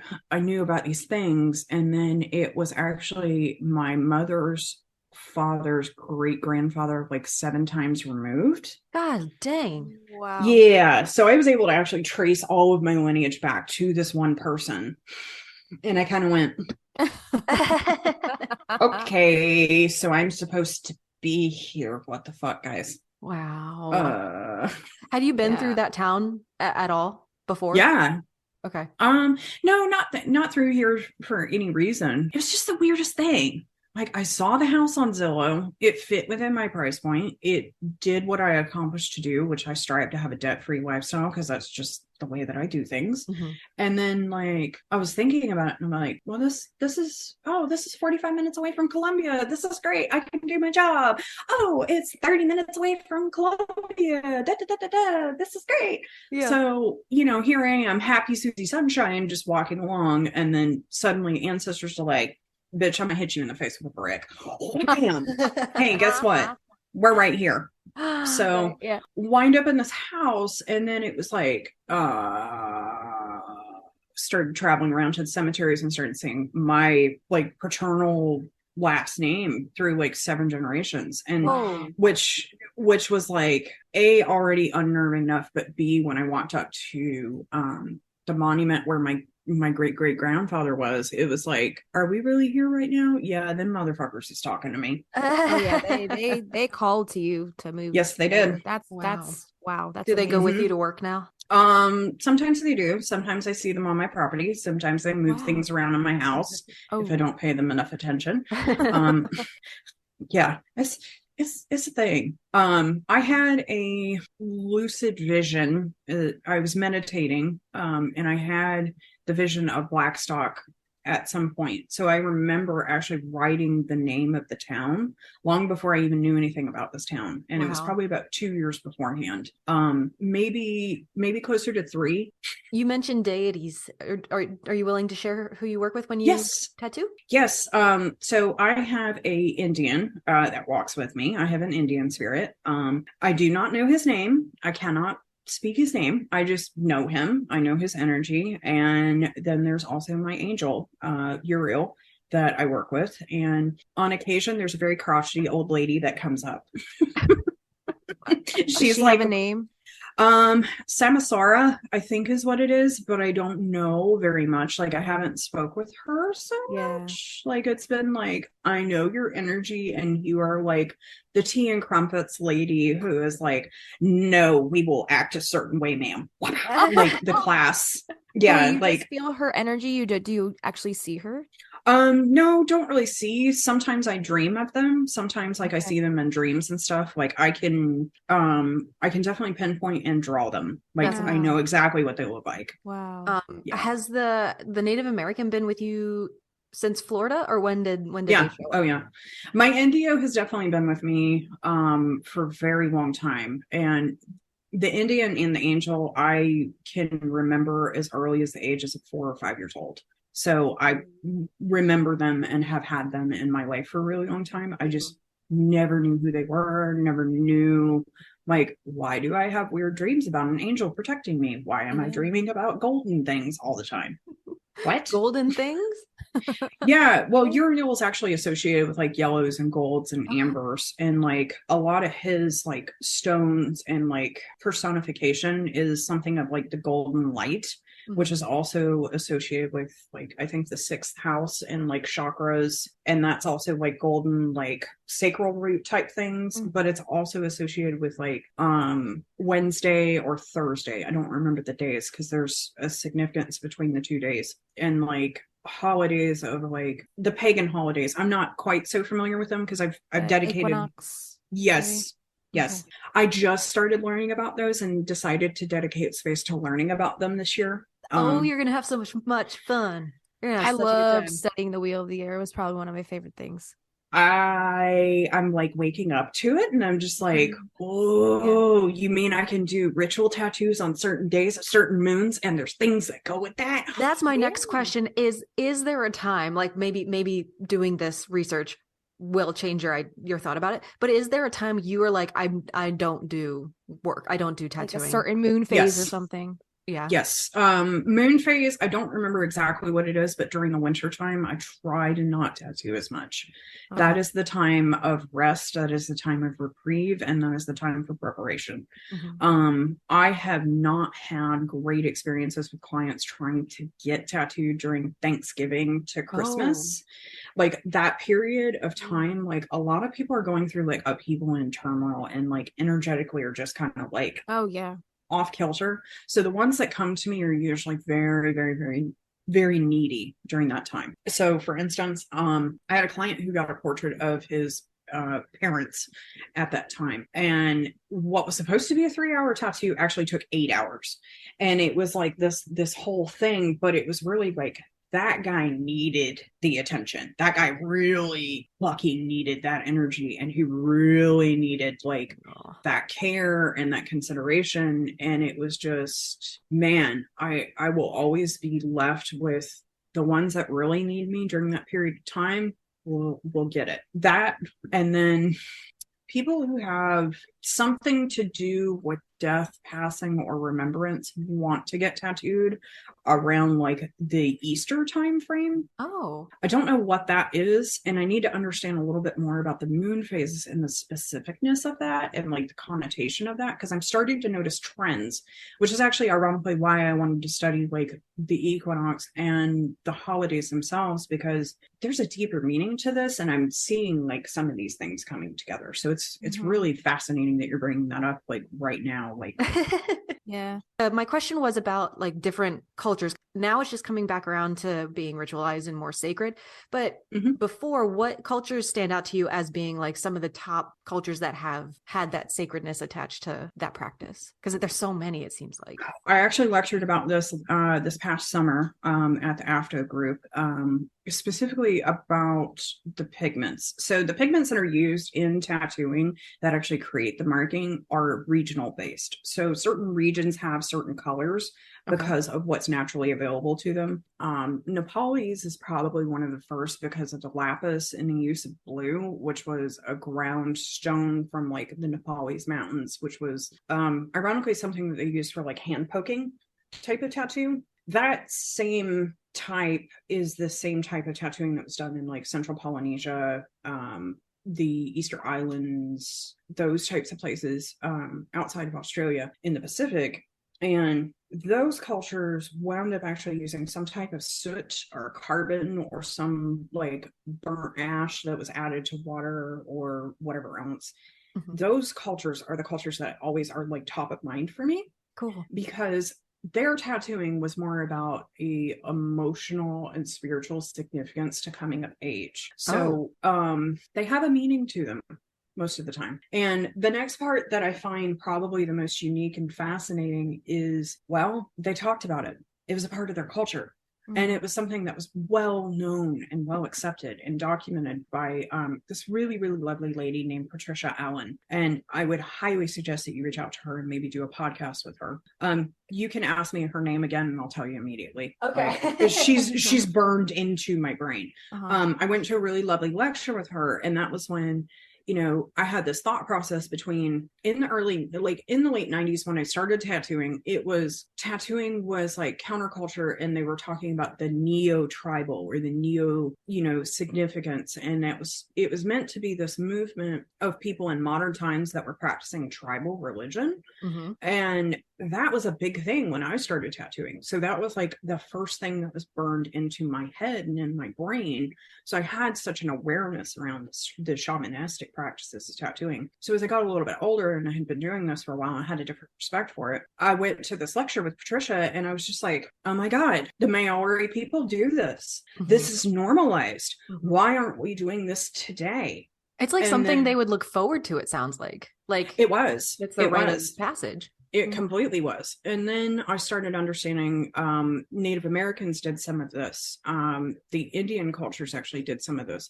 How there's even artifacts of it in Florida from the Timucuan people who actually did tattooing or some type of ritualized scarring or body modification to use that as like a significance of coming of age. Wow. So, you know, tattooing's really been there for so long that it was kind of a shame that it wasn't really being like put out in front, and you know, people weren't taking care of it like that. So my aim now in this part of my career is to start putting attention and light to that now, and actually doing more tattooing that is based on the customer but spiritual significance to it. So really quick, that like the Native Americans, what would they use as like the needle, like a cacti bone? Really? Wow. Yeah. Honed bone, ground down, sharpened, stakes, twine, things like that. There was like imagine like a needle and like thread wrapped around it about midway up, and they would actually use that driving into the skin.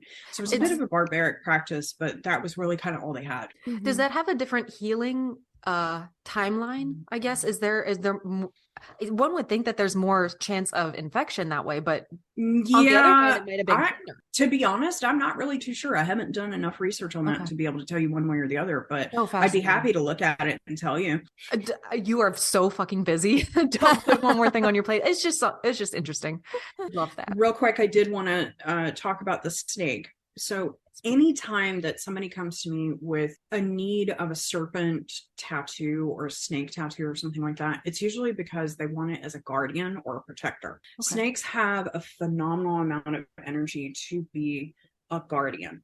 So when I see those tattoos, usually it's because that person needs some type of guardianship, and the snake is just like a seamless energy that seems to flow through different things. Wow. So tattooing them, I think, has a deep meaning to the person wearing them, but it's almost like a protector and a guardian kind of all rolled into one. That's beautiful. Do you have any snake tattoos? I do. I have a cobra on my whole shoulder. Yeah. So this is a full Japanese back piece. Oh my God. Wow. Oh, that's epic. I love that. How long was that session? I believe this tattoo took about 2 years, and I was getting tattooed once, sometimes twice a month. Oh my God. For like 6 hours at a time. That's dedication right there. It goes from my neck to my knees. God damn, girl. And I'm not a small human, so... Wow. Selena, thank you so much. This is awesome. I really want to do this again. You have so much information. I know. I could just sit here all day and listen to you talk. No. Make more questions. Let's do it. Awesome. Nice. Yep. Thank you, love. All right. So, good luck and be careful thank driving. You guys. I will. Bye, guys. Have a good Bye. one. Bye, Selena.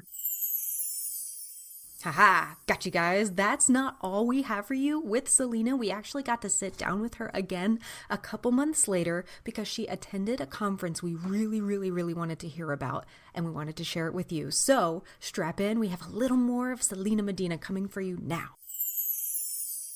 We just really wanted to hear about the event that you went to. Yeah. I kind of share the same like philosophy as like a lot of my other tattoo artists that have been, tattooing for more than like 10 years or so, is that we cannot deny there's an unmistakable energetic connection to tattooing and that healing process that happens for certain people.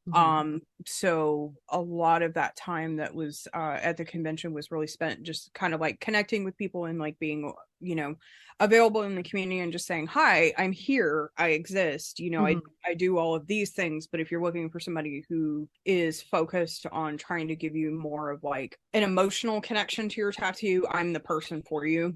And a lot of that type of event stuff, typically what I like doing is just kind of giving people like a try before you buy it kind of type experience, and like talk them through the tattoo, talk them through like what the tattoo's meaning, talk them, also and ask like deeper connection things like, do you want this to mean something for, I don't know, your grandmother who passed away in June and you want to commemorate it with a flower, like just kind of like interesting ethereal connections like that. And I think clients are becoming a little more aware of quality now, so like more so like they're starting to associate quality, but they're also starting to associate the connection of, this thing can mean something if I want to get something tattooed for this person or somebody who's not with us anymore, or commemorating like a life journey type thing. And it's a tattoo convention, so it's usually like high energy. There's a lot of people around, there's a lot of stuff going on. They have sideshow performers, they've got people walking around, they've got people coming up to booths, they're passing out either like pamphlets about like their shop or like products and things like that. Where was this held? Like, how many vendors do you think were there? How many artists do you think were there? I think there were probably over like 200 vendors. I think it was a pretty good sized show. Wow. Turnout was kind of moderate. I honestly had better turnout at a local pagan gathering for people coming and asking questions about tattoos than I did at the big event. And I was just kind of like, oh, wait a minute. Okay. Yeah.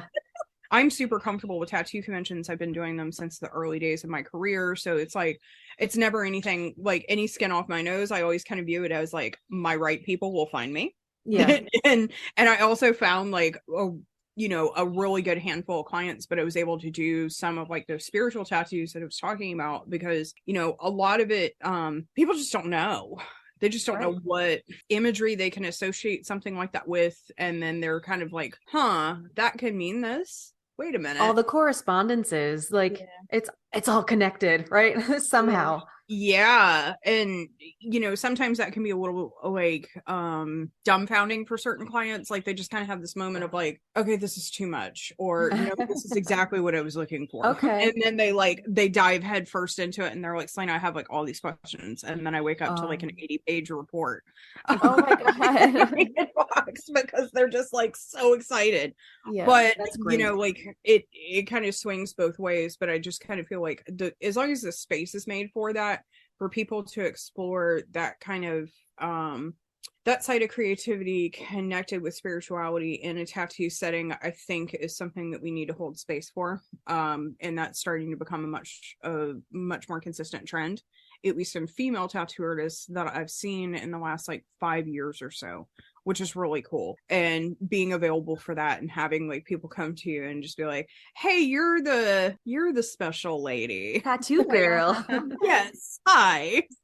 That's really awesome. So you said there were a lot of people, and before we talked about like how you like to set up like almost like a sacred space, but were you able to do something like that energetically around all this? Yeah, just pretty quick. My process is just kind of the way that I've adapted things, but I will burn sage kind of like at the four corners of like my specific booth and just kind of walk around it and then just kind of cleanse everything. All of my specific pieces and like practice, like instruments and everything, they all wind up going obviously into sanitized like quarantine boxes and things like that, but they do get blessed before they get put into those boxes, and then I'm the only person that actually touches them and actually lays the materials out. So Wow. nobody else's energy like gets anywhere near them.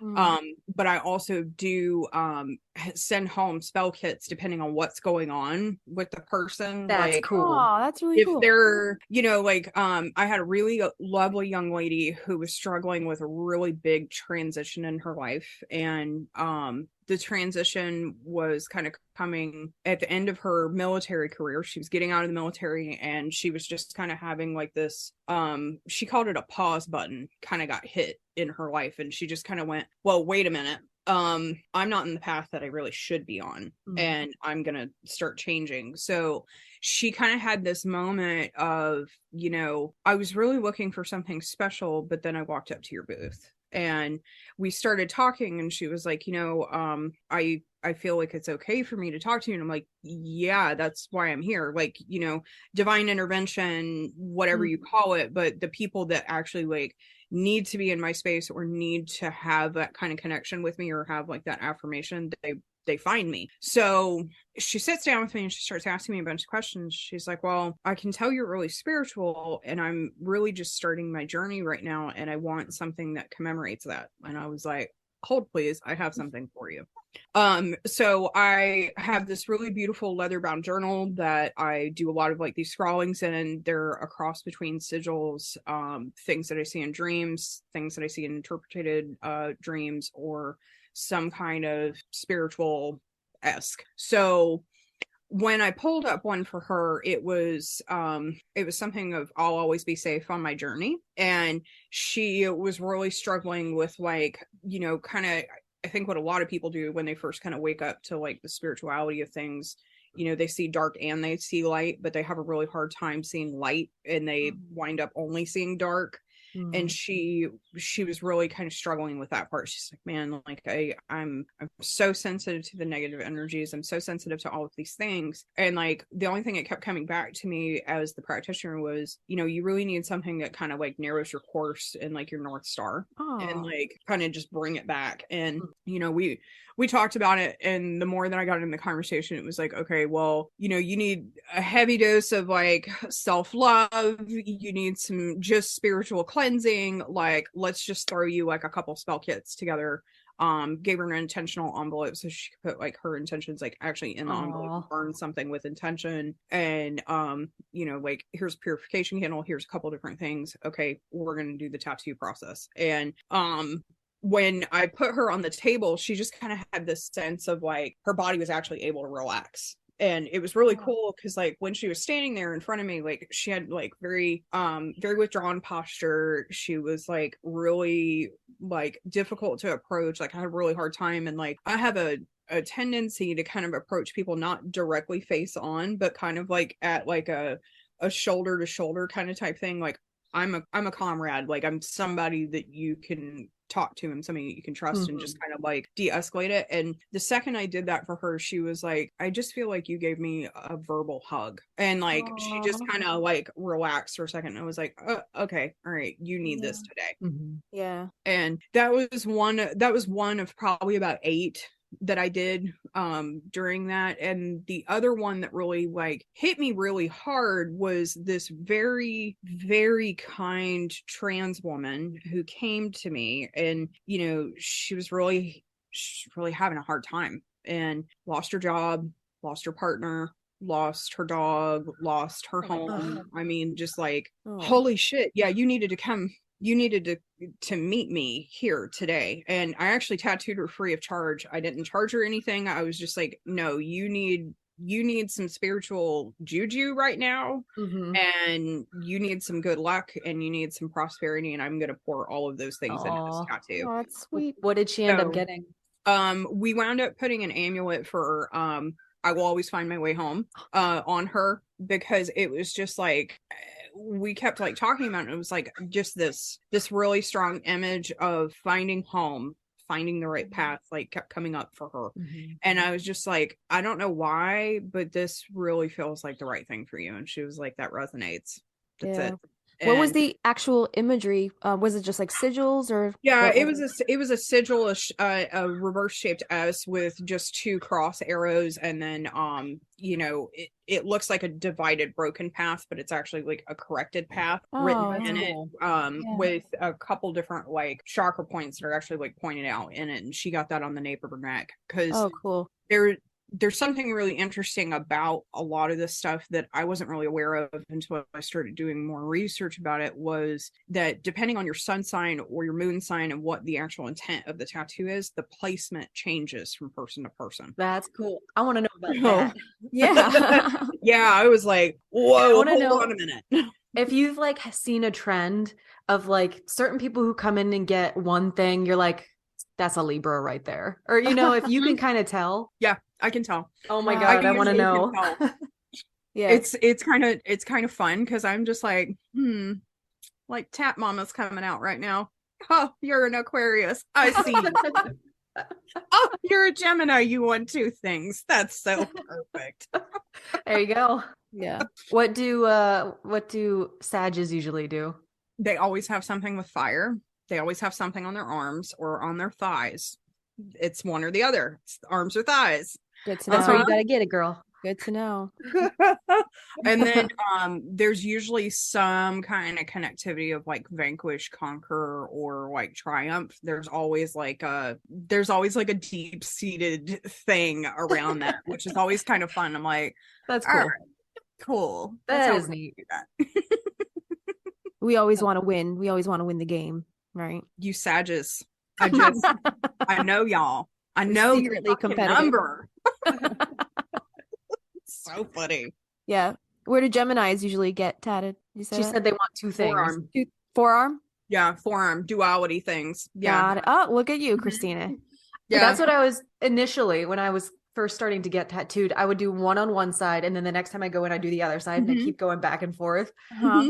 to keep the balance. Right, But right. yeah, I always wanted Geminis both and Libras sides. do that. Okay.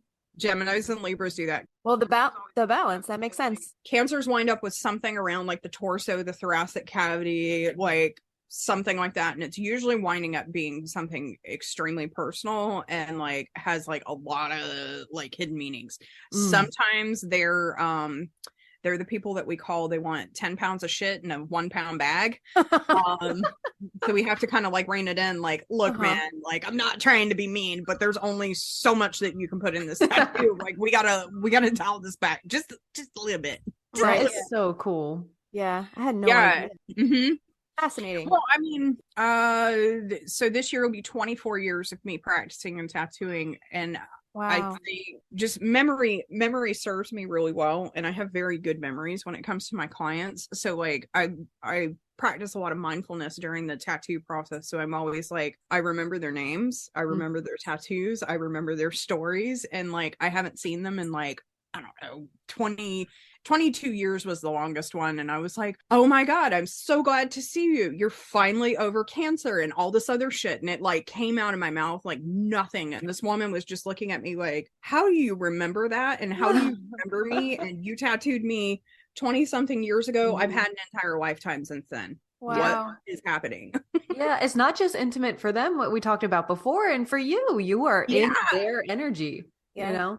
Yeah, like you have to be, one, you have to be right with yourself. Two, you have to really like check that energy in the sense of like, am I tuning into this person? Am I empathetic in the sense where I'm like picking up what they're giving me? Or am I just really that attuned to what their experience is right now? And how do I cater better to that person? Mhm. And that's always like the process that goes through my head. So I engage in a lot of like really emotional, spiritual, deep cleansing on like a relatively regular basis. Like I have a cardinal rule. I don't tattoo on Sundays, really just because like I need to purge. I need to go walk around on my property barefoot. I need to burn some things. I need to light some candles. Like I need to do all of the things to like kind of clean the cobwebs out, because the second that my week starts over and I start these new clients, it's like their new energies will pile up on top of it. And like, Yeah. I want them to have a unique experience every single time. So in that, like, I have to hold that space for them. Our industry, I don't even really know. Like, I had a what we'll call the divine timing thing happen. So you guys know that I'm in the regulatory stuff. You guys know that I deal with some of that stuff too. And obviously, like, there's the spiritual side of things, but right now, our industry is going through a really big growing point. What has happened is our industry has now been made aware of the legislation that's now passed and going to change tattooing, and it's going to change the products. So we have a whole community of people who are now waking up to this and are coming to the realization, and I'm spending a phenomenal amount of time and energy downloading all the things that I've learned over the last like 8 years doing this stuff, and like helping them, equipping them, getting the right people in the right places. But now we're at the stage where we are going to have to talk to the FDA soon. We are going to have these conferences, and we are going to have to start getting help from, statisticians, which is going to be one thing where we've got to talk about public health impact. Another is like doctors, medical nurses, and dermatologists, where they've got to start talking about things with tattooing. So our industry right now is in a really big but turbulent growth point. Like, and I don't know if it's just that's what's happening in the world. Like, everything is going through that right now, but it feels like a lot of like the old energy that has stagnated tattooing is starting to clear. So I'm super thankful for that, and I'm starting to see it, but I'm also starting to see like the awareness growing in others to paying attention to the same things that I have paid a lot of attention to. So now I'm the person that's actually educating and fostering, good community growth and trying to talk to people. And, I'm really honestly elated to see that. Like, I'm happy to see more practitioners in this space where I'm at, but it's a lot of work because we're trying to connect all the dots, and everybody's starting to get connected. And, are there a lot of artists who are kind of like not as excited about this quick growth? They're worried about it. They're worried about the products. Let me give you an example. So, there's this wonderful man that I think the sun, the moon, and the stars of him. His name's Sean. He really is, he's a leader in tattooing. He's been a leader in tattooing for a really long time. He's got a great shop in Minnesota, and one of his concerns that he's voiced to me is that he's worried about federal government officials not listening to the tattoo industry, because we don't come from, what is a societal norm of education. So we're worried about us being swept under the rug. And I agree with him, which is why I show up in these spaces and why I'm like consistently advocating and saying like, no, that's not how that goes. This is actually what's happening, and trying to explain all of those things. And, Sean's been the president of the APT a couple different times throughout his life. And that's a really big honor, but B, that's also a really big responsibility. Can you tell us what the APT is? Yeah, what's The that APT is the Alliance of Professional Tattooists. Oh. It is a nonprofit group that is dedicated towards the practitioner and fostering better standards for tattooing. So it's a phenomenal organization. I've been involved with them for probably about 8 years now. I will sing their praises until the cows come home. Really, like, that was the place that I learned a lot of this stuff. Yeah. But it also empowered me to do something about it. And Sean's kind of brought it up in conversation a couple of times. He's like, I'm worried about these people not listening to us. I'm worried about these people not listening to us. Well, I don't know. This is where I think something larger in the universe is just happening in general, is I think we're kind of past that. Like, I think that even the regulators that I have sat down and talked with are desperate for help. They're just like, please come sit with us. Please give us information. We need your help. We need your help. We need your help. Which is like, wait, I just talked to the deputy director of the FDA, and she just told me that she needed help from our tattoo artists and that they expect us to be here. What planet am I on? What? But that's what's happening, and we're living that in real time. So between that and then also like developing like this spiritual aspect to tattooing, like I'm definitely being pulled at both ends, but it's for a greater purpose, and I'm starting to feel pressure alleviate like I haven't in a really long time. So I'm just kind of like, oh, thank God other people are finally here. Yeah. I had 2 questions. One was like, people who aren't in the tattoo world, maybe they have gotten a tattoo, but they're not artists. Is there something that they can do as far as helping that cause? Join the APT. You can join as an auxiliary member, as just somebody who is a tattoo collector, and just, hey, I'm pledging support. Cool. Okay. The pledge of my support is I pay for a membership because I want to foster, better community growth with tattooing as a collector. That's amazing. Okay. Yeah.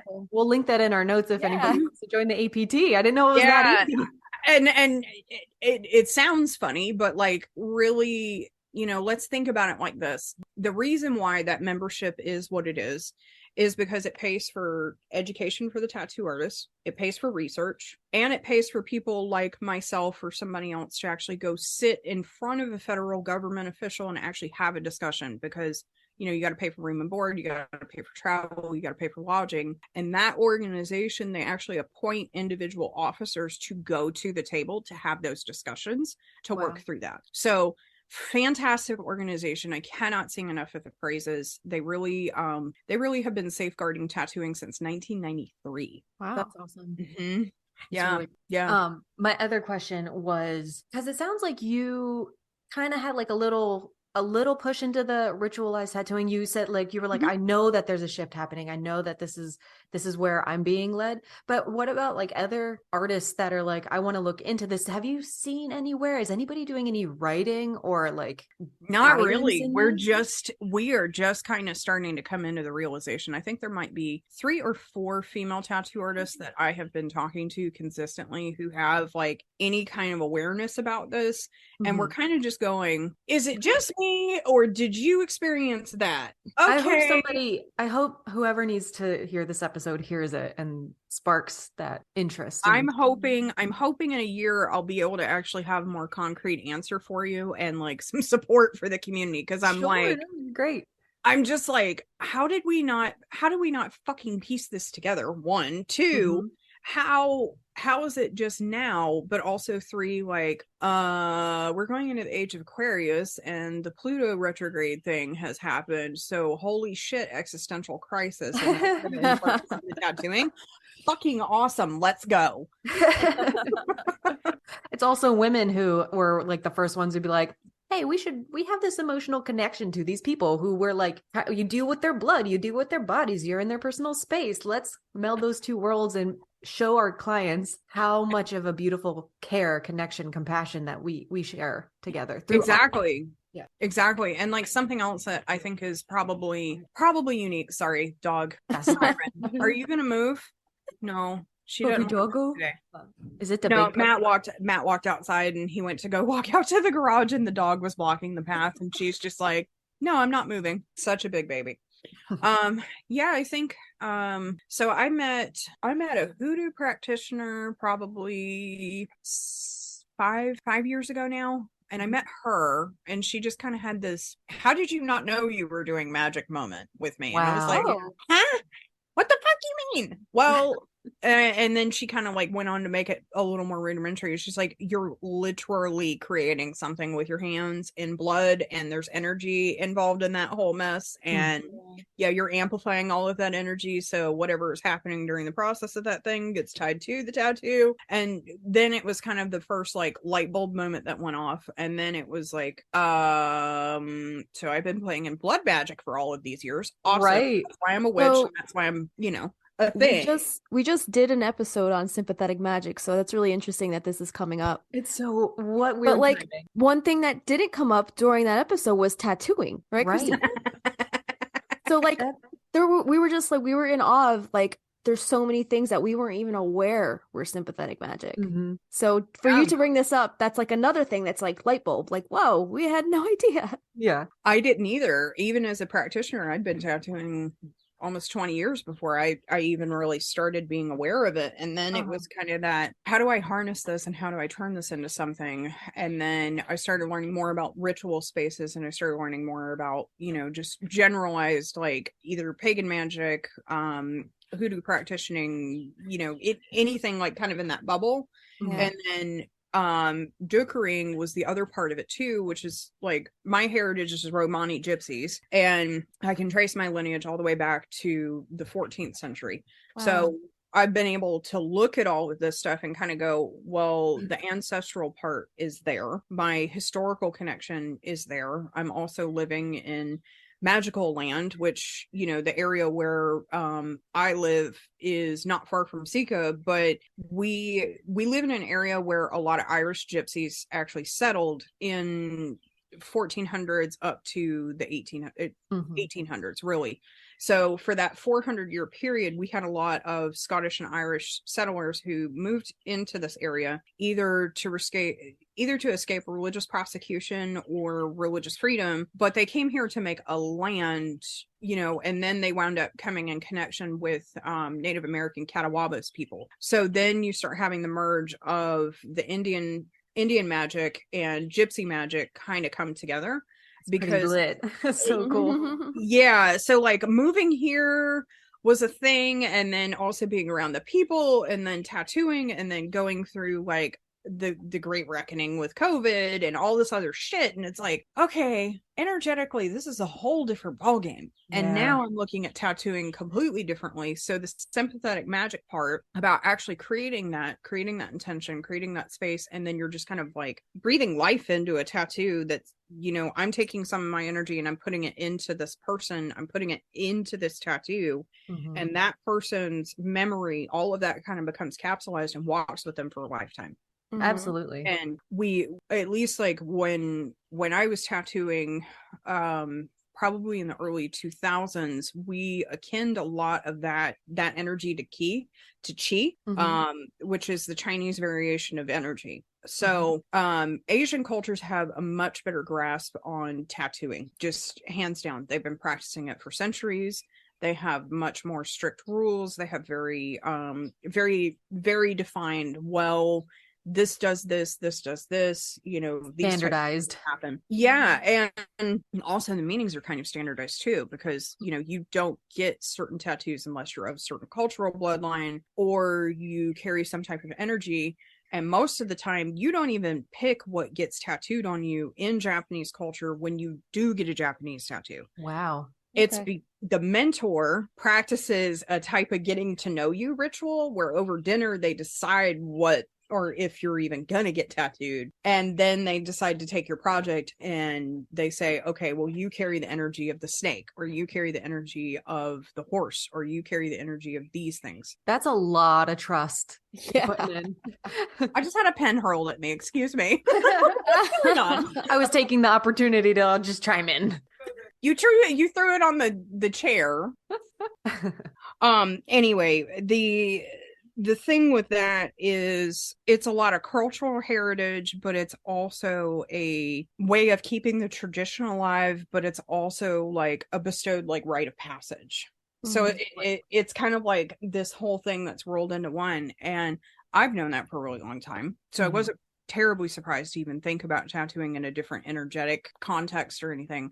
So when the concept of tattooing being magical kind of came up with me, it was like, oh, that makes a lot more sense now. Did you try ritualized tattooing on yourself before anybody else, or it just kind of flowed into a natural it just progression? flowed. It was awesome. It didn't feel forced in any short of way. I mean, it was just like, it was very effortless. It was very seamless. And I was like, okay, this feels a little too normal. This shouldn't be this easy. What did you do first? Were you tattooing first, or were you in the pagan world first? Well, so I started tattooing when I was 16. So it was definitely, I was aware of pagan magic. I was aware of like what a lot of stuff was, but I didn't know enough. And I also felt like I didn't want my judgment being clouded. So I kind of shied away from a lot of those things in general. Like I didn't read a lot of the books. I didn't mess with a ton of things. I had a tarot deck, you know, open it, mess with it a couple times, like in my 20s, but never really anything with it. Okay. I would say it wasn't until probably a 2-year period before COVID that I had like a wake up of, okay, magic exists. Okay, there's a spirit walking through my house. What the fuck is going on?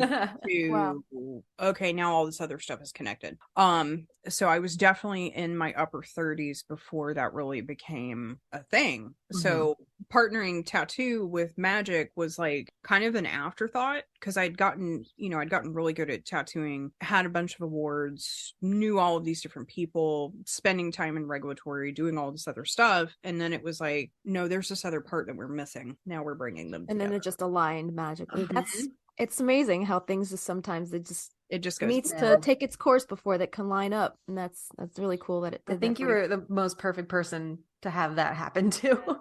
My other question, I think, was like, is there, I guess, an end game to what this is capable of? Maybe like tattooing, ritualized tattooing, sacred tattooing. Like, I don't see everybody being able to do this, right? Like, as much as we'd like it to be not mainstream, but more easily accessible, part of me is like, maybe it shouldn't be. I don't think it's ever really going to be. I just don't really. Like, you have Lango Wat, who she tattoos in Thailand, if I'm not mistaken. She was on the cover of Vogue magazine, and what she practices is a type of ritualized tattooing. It is a type of ritualized tattooing. It has meanings, there's sigils, there's different things that are associated with that. But she's a practitioner who has been trained over the last 100 years. Wow. Like, literally over the last 100 years. So this woman, like, you're gonna wind up finding like all of these people like on the random, but I just don't think that it's going to be so super accessible. I don't want it to be an exclusive thing. I most certainly don't want it to be like alienating for somebody, but at the same time, like, this is just so personal and so intense. I just don't see it ever being like a bunch of people doing this. I just really don't. Yeah. So I would say in the next like 10 years or something like that, like, you'll probably see more retreats geared towards this type of tattooing. I hope so. Tattoo artists that are like very very assured in it, but also like, hey, I'm here, I do this. Sorry it makes you uncomfortable, but there's the door. Would you ever consider like thinking about planning some kind of retreat as an instructional retreat for other artists? Probably. Oh, that would be so cool. Yeah. Yeah, it's going to take me a while to get to that point, but I do think that that's probably in my future, because I'm a really good teacher. Mm-hmm. Yeah, and I'm just like, that's a big pair of shoes to fill. But I feel capable for the challenge. I know it's just gonna walk there. We're gonna see what's gonna happen. I think that would be an amazing event. Yeah. That would be incredible. Timing is everything, right? I know, she's so busy right now. We can't talk about a retreat. Jesus. Yeah. Well, it's not gonna be busy like this forever. Yeah. That's the other side of it too, is like, I'm getting people trained into the positions where I would normally be standing, because it's going to take everybody from the tattoo industry to protect this. Like, it really will. I don't know why I was the one that was kind of chosen, in some regard, the first to deal with certain things, but I'm okay with it. I'm kind of used to being an outcast. It doesn't really bother me. So a lot of those things that have gone on and have transpired have been for a greater purpose. And I'm super confident in the ability of my industry to step forward and really do the right thing and protect our customers, and, which is really good. So join the APT. Join the APT. Join them. They're awesome. The link it below. Selena, thank you so much. Yeah, this is thank awesome. you. I really want to do this again. You have so much information. I know. I could just sit here all day and listen to you talk. Yeah. Make more questions. Let's do it, because I'm trying to put more of this energy out there, because I really want to bring these people in, and I really want to like use some like karmatic medicine for tattooing for the greater good. So I'm just at that point in my life, and it's really right on time that you guys are hitting me up for this. So I'm super stoked. Well, you're doing beautiful work. We appreciate you. Do you want to tell the folks where they can find you? I can be found at Girly Tattoos on Instagram, GRRLY Tattoos. Awesome. Thank you, love. All right. So, good luck and be careful. Thank you, guys. I will. Bye, guys. Have a good one. Bye. Selena. That was so cool. My mind is blown. I know. I don't even have tattoos, and I'm like, Now you want to go get one? Can you get only from her? Yeah. After hearing all that energetic shit, I'm like, I don't know if I trust You don't anyone trust else anybody now. else. Yeah, I've never thought about that before. Like the artist transferring their energy into your skin. Mm-hmm. That's deep. That's like cutting your palm. Right. and doing the blood oath, man. She is putting that you're energy. bonded to that person. Like the client, the artist is now bonded to the client, the client's now bonded to the artist. And I feel like it has to be like a match energetically. Yeah. You I know? want to share this whole after bit because like literally I had 20 questions for You her. had a lot of questions, And but I tried to pick out like one or two, but she covered everything. No, but like that was such a natural progression of like the explanation of like all the questions you had. We didn't even need to ask anything. She's phenomenal. I can't wait to That have was her back on. amazing. Yeah. That was so cool. It's just like it's very natural for her to talk about. We didn't even have to ask her shit. I know. It's kind of like when we talk about practic magic. Right, right. And I was trying not to like interject too much and be like, oh, I like this is how that relates to this, and this is how that relates to this. What did you think about? But like when she was talking about, I think it was like some kind of like trauma or I forget Placenta exactly. bondage. Yeah, I was gonna say placenta bondage, and I was like, no, don't say that. I Just know, shut the fuck up. Let her talk. Yeah, I was too. Well, the thing, I mean, I can repeat this later, but the fact that Gillian has a snake, I think it's around her left hand and the left arm, well, like your wedding ring is typically connected to your heart line. Your heart, right? Yeah. And the fact that she also has a tattoo, we don't know what it is, but it's over, I believe, her left side. It's always protecting her heart. Mm-hmm. Ooh, I can't wait to have her back. Firstly, I know she's got so much more to tell us. Even just about her personal like practice here in the South. But we have another break for you. We got another little ad for you. But when we come back, we're gonna be talking all about, like, in summation, the history, the ancient practice of tattooing, how it resonates with different cultures, and what some astrologers think about what tattoos bring into your life, I guess, and the different zodiac signs, what they connect with most frequently. We'll be right back. You're listening to the Magnolia Street Podcast.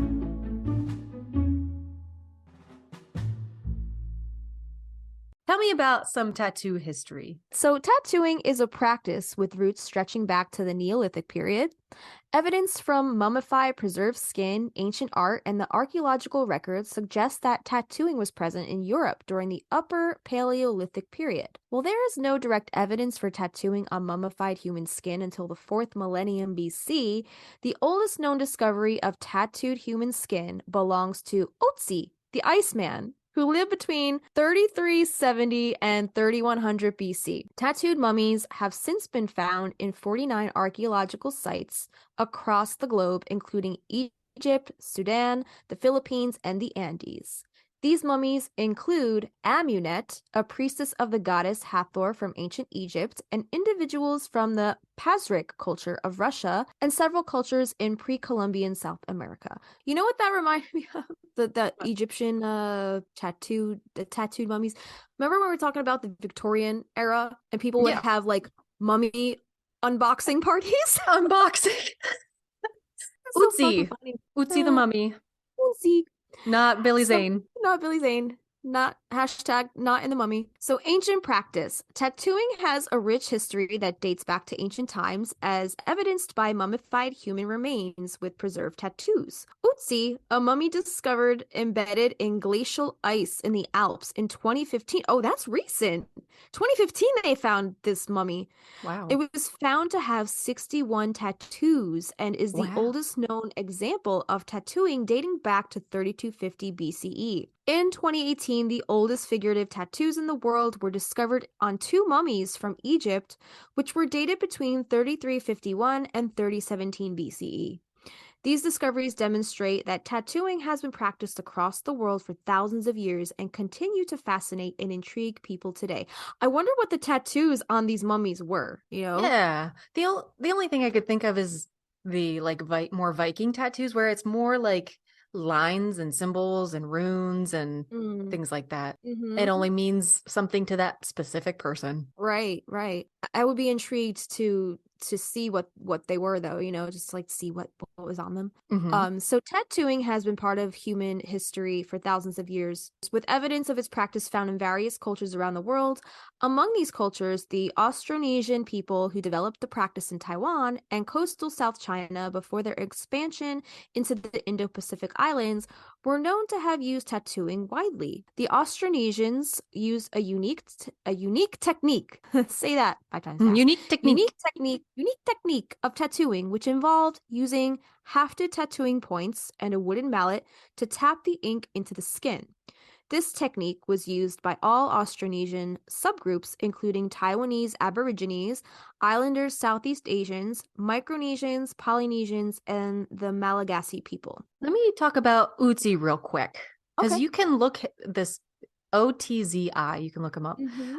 But it does show his tattoos and the placements and kind of what they are. I'm not sure what they symbolize, but it looks like he has a couple on his back, and it looks like how you would do like marking off the days, like 1, 2, 3, 4, and then like Oh, 5.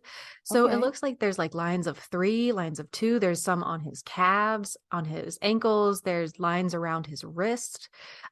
Just single lines. There's also like a T or a cross on his body. And it looks like they did like a regeneration, or what's it called, where they not reanimate, but what he would look like, not as a Okay. mummy. Like the So, AI generated, I guess, what right. he would look like if he, if he were an Yeah. actual person today. That's amazing. Really, really cool. Yeah. Somebody got like his tattoos put on them now, like a modern person. It looks like Yeah. they also have those. I don't know what they would mean though. I think it would be super interesting to dive deeper into the whole Iceman thing. And there's different articles and stuff on him. If you just Google hit Otzi the Iceman. So It reminds me Ooh. of Link from Encino Man. Oh yeah. Remember? Encino movie. Man. Love that movie. Was that a Brendan Fraser? Mm-hmm. He's so handsome. He always plays some kind of fucking caveman or Paleolithic man or something. Yeah, George of the Jungle. George of the Jungle. Yeah, he's a good himbo. Totally. Anyway, so where do we leave off? Okay, so other cultures with ancient tattooing traditions include the Papuans and Melanesians, who use distinctive obsidian skin piercers. Some archaeological sites with these implements are associated with the Austronesian migration into Papua New Guinea and Melanesia, while others predate the migration, indicating the existence of pre-existing tattooing tradition in the region. Tattooing was also practiced among the Ainu people of Japan, Austronesians of Indochina, Berber women of Tamazgha, Yoruba, Fulani, and Hausa people of Nigeria, Native Americans of the pre-Columbian Americas, Welsh, and Picts of Iron Age Britain.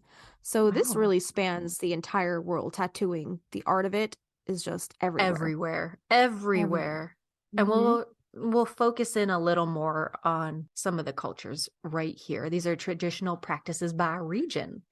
So we'll start in North America because that's where Justina and I are.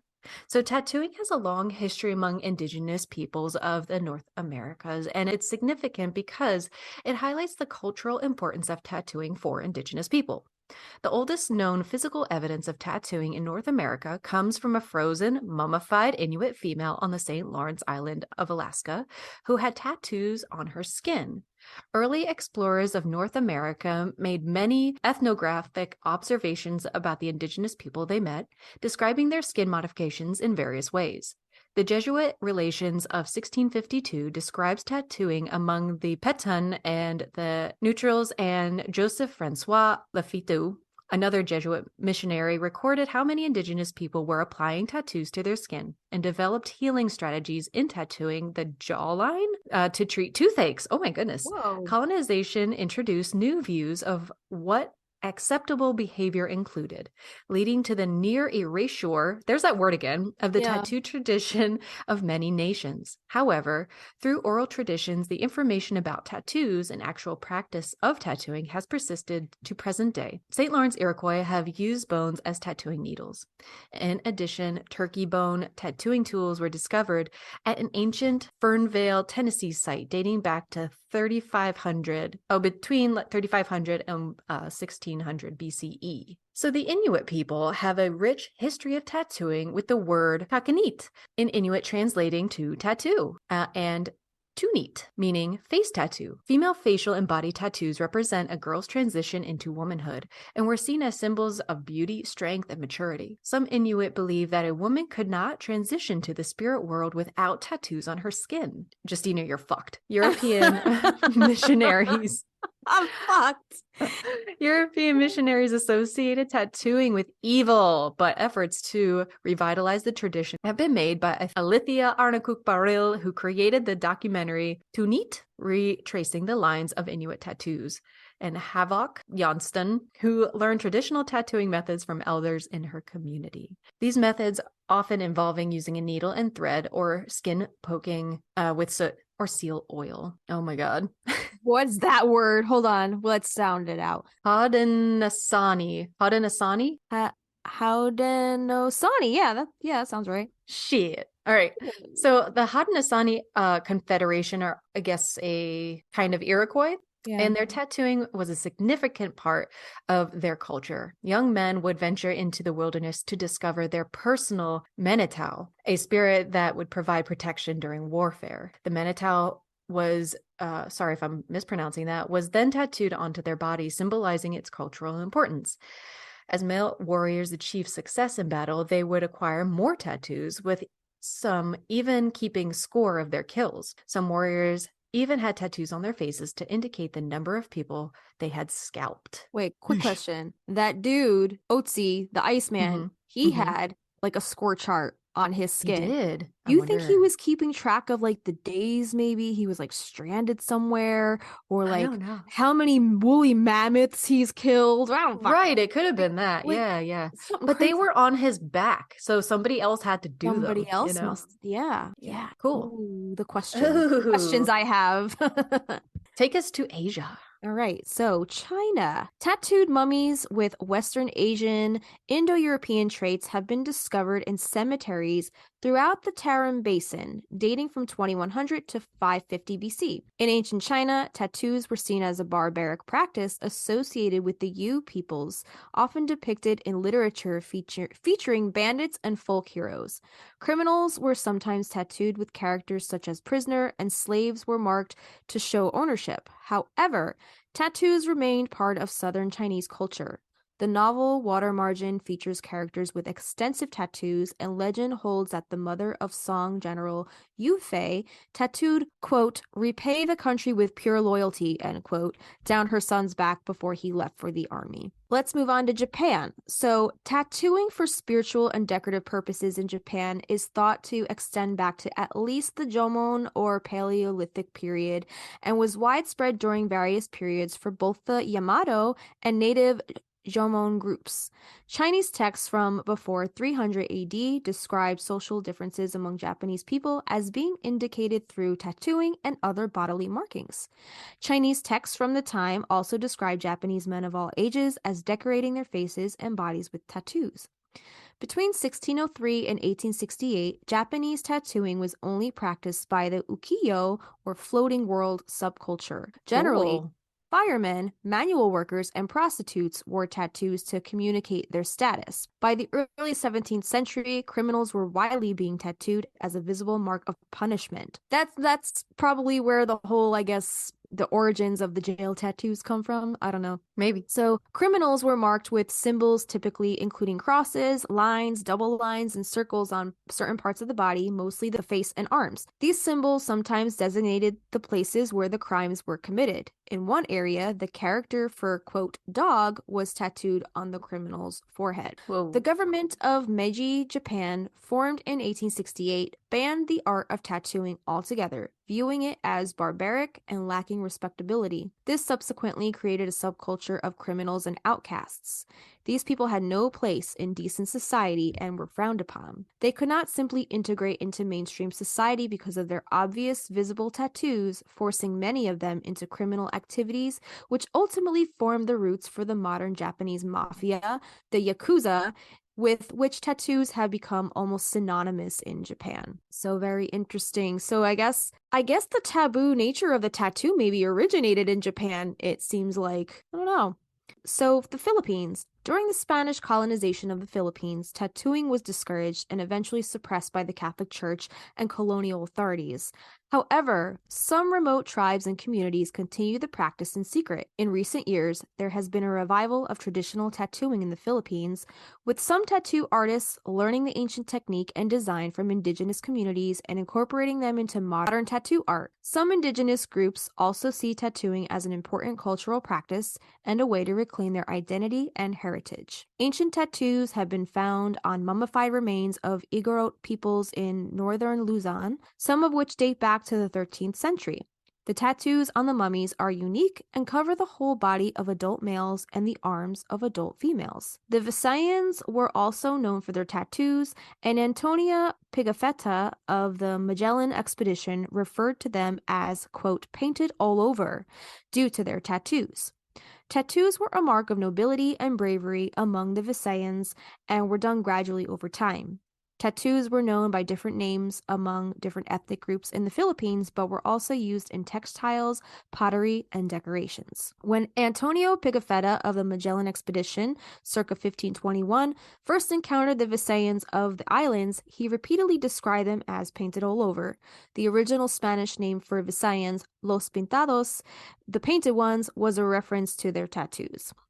Besides the exterior clothing and dress, some of these nations wore another inside dress, which could not be removed after it was once put on. These are the tattoos of the body so greatly practiced among Visayans, whom we call pintados for that reason. For it was custom among them, it was a mark of nobility and bravery to tattoo the whole body from top to toe when they were of an age and strength sufficient to endure the tortures of the tattooing, which was done after being carefully designed by the artists and in accordance with the proportion of the parts of the body and the sex, with instruments like brushes or small twigs, with very fine points of bamboo. The body was pricked and marked with them until blood was drawn.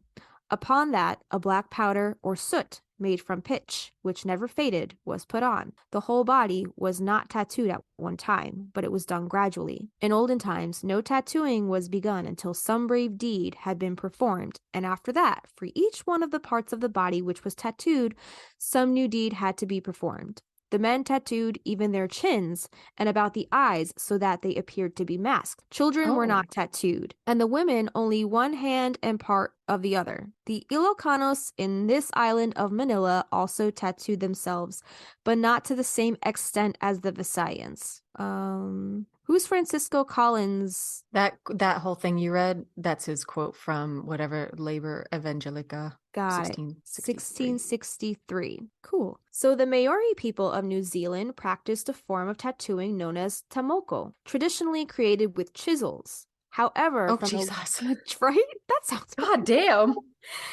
However, from the late 20th century onward, there has been a resurgence of tamoko, taking on European styles amongst Maori.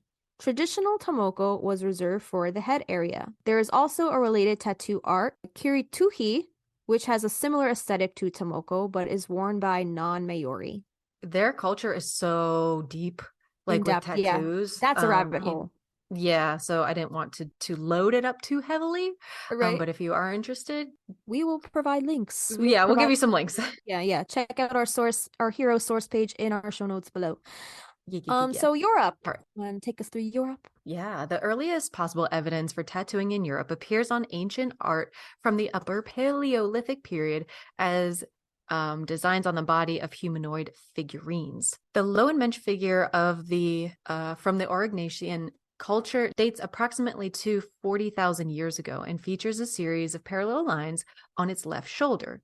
The ivory Venus of Hohlfels, which dates between 35,000 and 40,000 years ago, also exhibits these lines down both arms as well as across the torso and chest. And in this little European section, I wanted to talk about Croatian Catholic tattoos real quick, because growing up, the older bubbas, that I would see at church had these really cool like tattoos on their arms and their hands. Some of them are circles, some of them look like just lines with cross hatchings in them. Some of them look like wreaths or wheat stalks, or I always thought as a kid they were snowflakes. But And I was interested in getting something like that before I knew what it was. So I wanted to tell you about them really quick. All right. So cesantia or bocania was a widespread custom, mostly among Roman Catholic Croat women and girls of the central regions of Bosnia and Herzegovina, as well as the Dalmatian region of Croatia. The phenomenon may predate the Slavic migration to the Balkans and consequently Christianity itself, but it wasn't possible to trace until the middle of the 20th century. In the 1st century BC, the Greek historian Stabro wrote of tattooing among inhabitants of this area, namely Illyrians and Thracians, along with other customs. Black women of Greece, Macedonia, and Herzegovina also utilized tattoos. Archaeologist Ciro Truhelka researched these types of tattoos in the late 19th century, becoming one of the first to write about them and to illustrate them.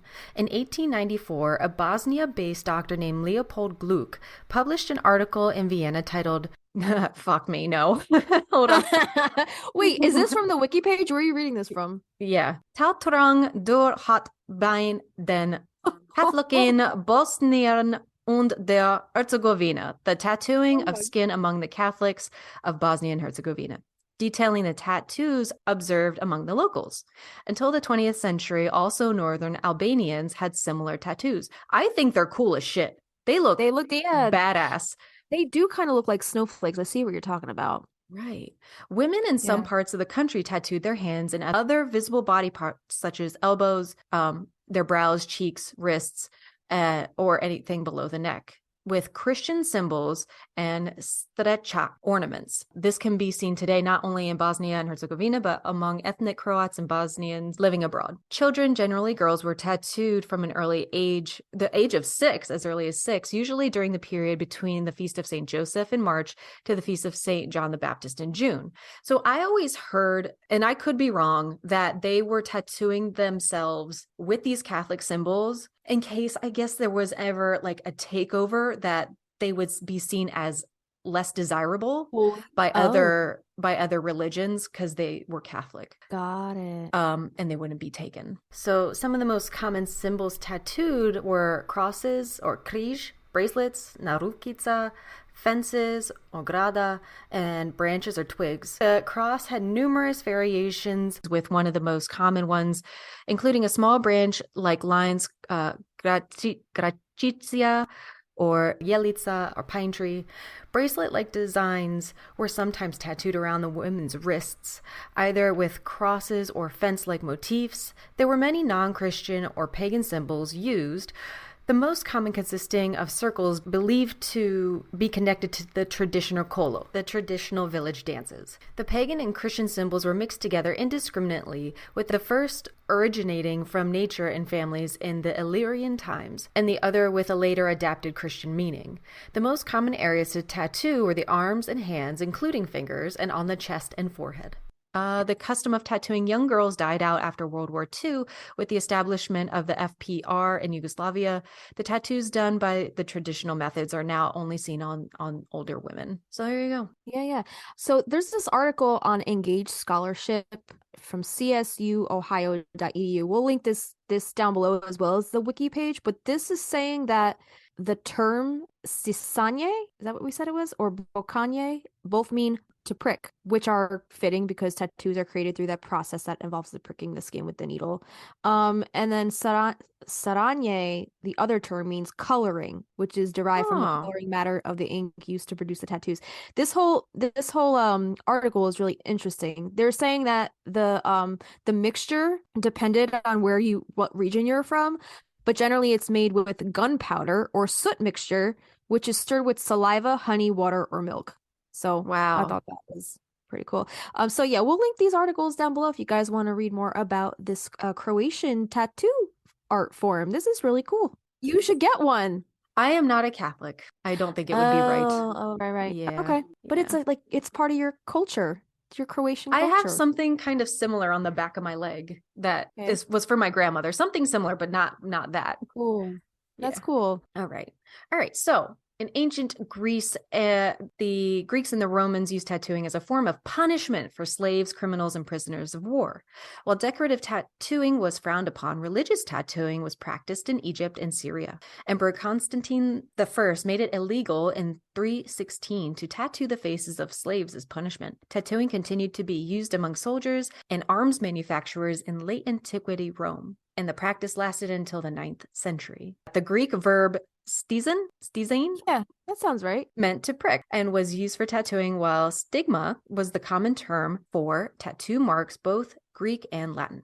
During the Byzantine period, new Latin terms replaced stigmata, including signa, characters, and cicatrices. Cicatrices? Yeah, that sounds right.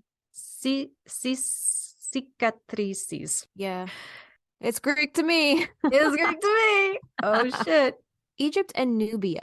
Tattooed human remains and iconographic evidence suggest that ancient Egyptians likely practiced tattooing as early as 2000 BCE, although there are no direct textual references to confirm this. While it is believed that tattooing may have entered Egypt through Nubia, archaeologist Geoffrey J. Tassi suggests that it may be more accurate to classify tattooing in ancient Egypt and Nubia as part of a larger Nile Valley tradition. The most well-known tattooed mummies from this region are Amunet, a priestess of Hathor, and 2 Hathoric dancers from Dynasty 11 found at Deir el-Bahari. So in 1898, medical doctor Daniel Fuqua wrote an article on medical tattooing practices in ancient Egypt, in which he described the tattoos on these mummies and speculated that they may have served a medicinal or therapeutic purpose rather than just decorative. Ancient Egyptian tattooing appears to have been practiced on women exclusively, with an exception of pre-dynastic male mummy found with, quote, dark smudges on his arm, appearing as faint markings under natural light, have remained unexamined. Infrared photography recently revealed that these smudges were in fact tattoos of 2 slightly overlapping horned animals. The horned animals have been tentatively identified as a wild bull with a long tail, elaborate horns, and a Barbary sheep with curving horns and a humped shoulder. Both animals are well known in pre-dynastic Egyptian art. The designs are not superficial and have been applied to the dermis layer of the skin. The pigment was carbon-based, possibly some kind of soot, constituting the oldest known figural tattoo, and the possible exception of one extremely worn Dynasty 12 stele. There is no artistic or physical evidence that men were commonly tattooed. However, by the Meroitic period, between 300 BCE and 400 CE, it was practiced on Nubian men as well. Interesting. Now we're going to talk a little bit. I wanted to deep dive a little bit on tattooing in India. Because I know henna, although not done with a needle, that's just basically using plant material to ink the skin and stain and dye the skin. Kind of a big deal. Yeah. I mean, they use it a lot. In wedding traditions, the bride is usually heavily hennaed all over her hands and her arms. I wanted my mother-in-law to do that for me on my wedding day. Never did it. We didn't really have a traditional Indian wedding ceremony. Right. But it would have been cool to incorporate that. Is that allowed if you're not having like a full-on traditional Indian wedding to have? Can you still have henna done? Yeah, as like I mean, respect to that culture. Right. I'm sure they're not really strict with the religious aspects of their culture. Like they honor it in their own ways. But it's not like something strict that like they weren't like, oh, you have to do it or you're not allowed to. It wasn't either one. It was like, if you want to, you can, but like it was just something that we never got around to doing because there was just so much other stuff going on. But I would have loved to have done henna for my wedding. That would have been really cool. But in this article, this is actually talking about actual tattooing, not just henna. And this article is by Malika Bhagat. And this is about a Mumbai-based tattoo artist, Shomil Shah, and their India Ink archive, which aims to document and make accessible what remains of this ancient art form. And this was written in January of 2022. So this says, 3 years ago, Shomil Shah got his first tattoo. He never looked back. Intrigued by the process, he decided to try it out. He soon bought a DIY stick and poke kit online and started tattooing himself while living and working in London as a graphic designer. His fascination with tattoos was almost destined. Around the same time, his mother regaled Shah with tales of his great-grandmother, whose beautiful neck and arm tattoos had left vivid imprints on her. India, and the world, in fact, has a rich tattoo tradition going back to centuries when these markings would be symbolic of the person's community, maybe even a permanent form of jewelry, or done to commemorate a ritualistic rite of passage. These traditions, like the ink itself, started fading with time. Shah encountered the same hurdles when he tried to look up the history of his ancestors' tattoos. This is a quote. My family is from Kutch, Gujarat, and it was quite customary until a couple of generations back for people to have tattoos, especially the women. It came as quite a surprise to me that tattooing was in my family and part of our culture, but had skipped 2 generations, he says, adding, sadly, there weren't any photographs which showed the tattoos my great-grandmother had, so I turned to the internet to try and research this tradition from Kutch, but very little information is actually out there or has been documented properly. So, on the precipice of his own inking ambitions, Shah decided to use the ink that tied him to his family and started incorporating traditional designs into his hand-poke tattoo practice. His primary source of knowledge, older women with tattoo markings. I would start a conversation with anyone who I saw with these slightly faded and spread out markings, trying to understand what they meant, when they got them, where they got them, how they were done, etc., and would take some photographs of them if they felt comfortable with it. Shah describes, adding that his enthusiasm inspired many of his clients to send photos of markings on their grandparents or even people they met on their travels. This marked the beginning of India Ink Archive, and this is a rich repository of stories and visual archive of India's indigenous tattoo traditions, deep under our skin and in our memories. This is a whole rabbit hole. This is a link. We can we'll include this in the show notes. It's an Instagram, india.ink.archive. Yeah, cool. Look at their arm ones look very similar to those Catholic Croatian ones. Let me see. Oh yeah. They kind of look like snowflakes a little bit. Yeah, and I'm sure a lot of these are also, they might have some like Sanskrit, I guess beautiful Sanskrit writings, but these are really neat. These are definitely a little different than your traditional, like what a henna tattoo would look like. Yes. The henna tattoos kind of look more like the ones on Gillian's boob, very floral, very leafy, viney. These definitely look more Sanskrit and more like geometric. Yeah, like kind of like those snowflakes that you were showing us before. So, tracing the ink. The desire to trace his own tattoo roots took Shomil on an incredible journey into the past. Almost 6 months ago, Babli Bai, a 70-year-old woman from Mumbai, became the India Ink Archive's first subject. The markings on her arms, including motifs such as banana plants, a snake, scorpion, and a lotus, gave an insight into her community's tattoo rituals. 89-year-old Vital Bai's tattoos, which he got at the age of 5, tell the story of tattoos in Gujarat, where only rich people could afford to wear a watch, while others got a Trajva band, symbolic of the watch, tattooed on them. Wow. For this project, through his travels, Shomil learned more about different states' trysts with tattoos and motifs which traveled with people from one tribe to another. He says, I have found similarities in some motifs which have been tattooed sometimes thousands of miles apart from very different communities. One such example is a simple line drawing motif of a collection of 4 V's pointing in towards each other, variations of which can be seen in Maharashtra, Karnataka, Gujarat, MP, and Chhattisgarh. In all these places, the motif symbolizes a flower, but in each region, it's a different flower and likely one that is indigenous to the region. In Maharashtra, it is typically referred to as kamal or lotus. In Gujarat, it is the flower of Mitho Baval or Akasha, and in MP Chhattisgarh, it is Pindri Kapul, he elaborates. And I don't know what Pindri Kapul means because he doesn't translate. I do not know what that means. So rural-urban dichotomy. Tattoo traditions, as Shomil described, are specific to regions and states with a few overlapping design elements. Arunachal Pradesh's a Patani tribe used to tattoo its womenfolk. The head-hunting Konyaks of Nagaland used to tattoo their faces to indicate their strength in warfare.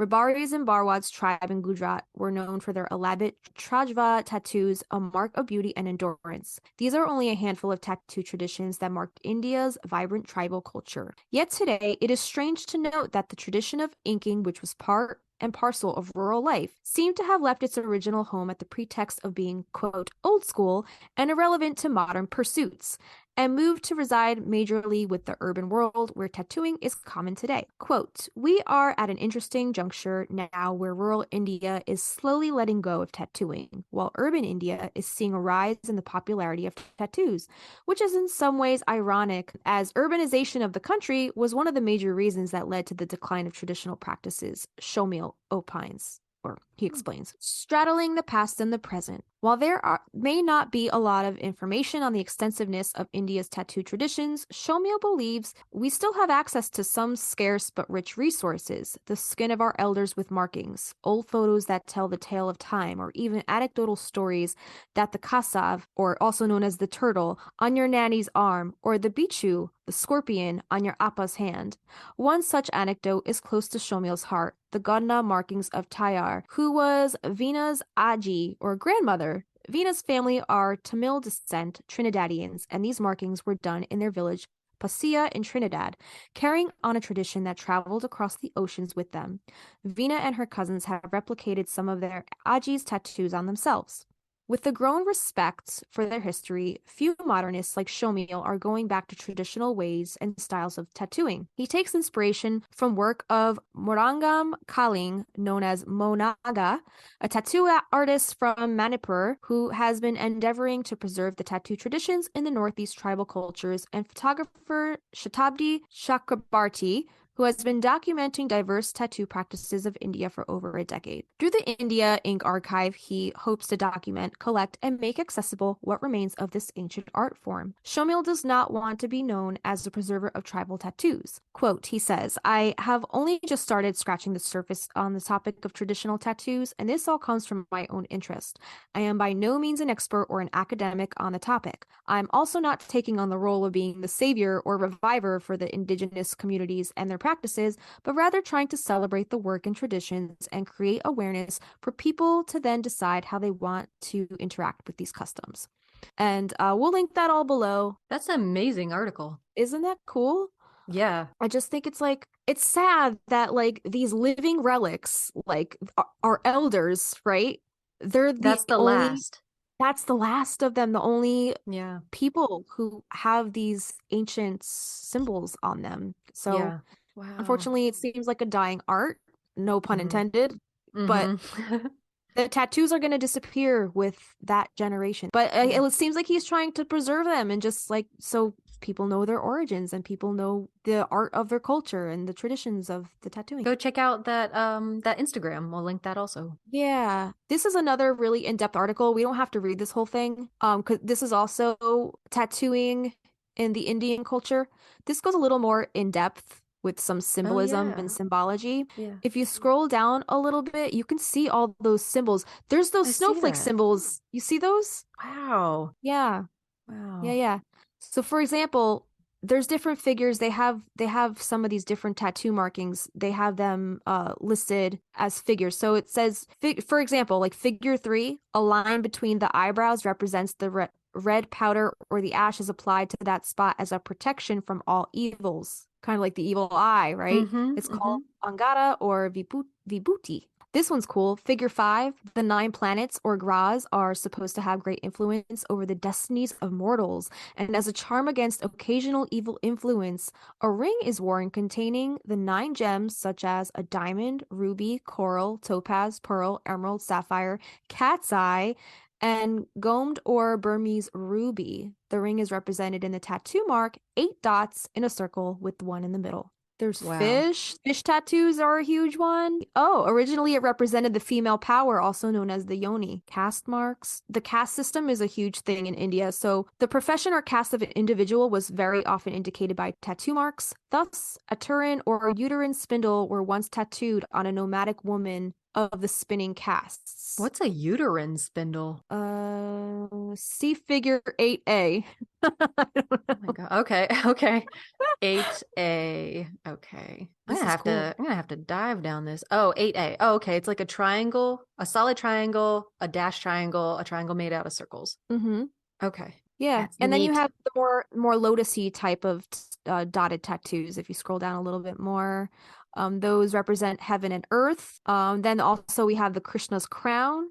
Yeah, and then they have more intricate ones like the parrot, the peacock, chrysanthemum. Yeah, other ethnic groups in India believed in the medicinal significance of tattooing. Just like what was the culture that was like you get tattooed on your jaw to help toothache? Is that Yeah, the Norse people? It was yeah, really something like cool. that. Yeah, I don't know. I think it's just giving you one pain to concentrate on rather than Maybe, the abscess in your mouth. maybe. It says Malpaharia women of Jharkhand confirm that tattooing kept the bodily organs healthy and helps them to function properly. Do you think that's kind of like acupuncture? Like, like Oh, yeah. feeling the needles in certain parts of your body is supposed to alleviate certain pressure points. So I'm wondering if they did certain tattoos, if this is saying that it was done to keep bodily organs healthy and to function properly, if this is kind of synonymous with that kind of Thought process. yeah, like with that kind of concept in mind, because that is an Eastern philosophy, that is an Eastern practice, a medicinal practice. I So would have never put those together. it could have ventured into India. I know it was practiced a lot in Chinese culture. But it could have floated on over to India It could, somehow. yeah. Thank you. So yeah, we'll link this all down below. There's a lot here. It also talks about Karathi, a gypsy woman, who tattooed people through a form of pricking. She did this to aid her clients in beautification. I love it. I love that thought process. You have Right. something here about the military's role in tattoos in America? Yeah. So my grandfather was in the Navy during World War II, and it's amazing. He never got any tattoos, which I'm like, yeah, I don't know how you get through the Navy plus World War II without tattoos. But Yeah, my anyway. grandfather was also he was in the Korean War, and I don't think he had any tattoos either. I'll have to ask my mom. Maybe he did that I don't know about. Uh-huh. I don't remember him having any.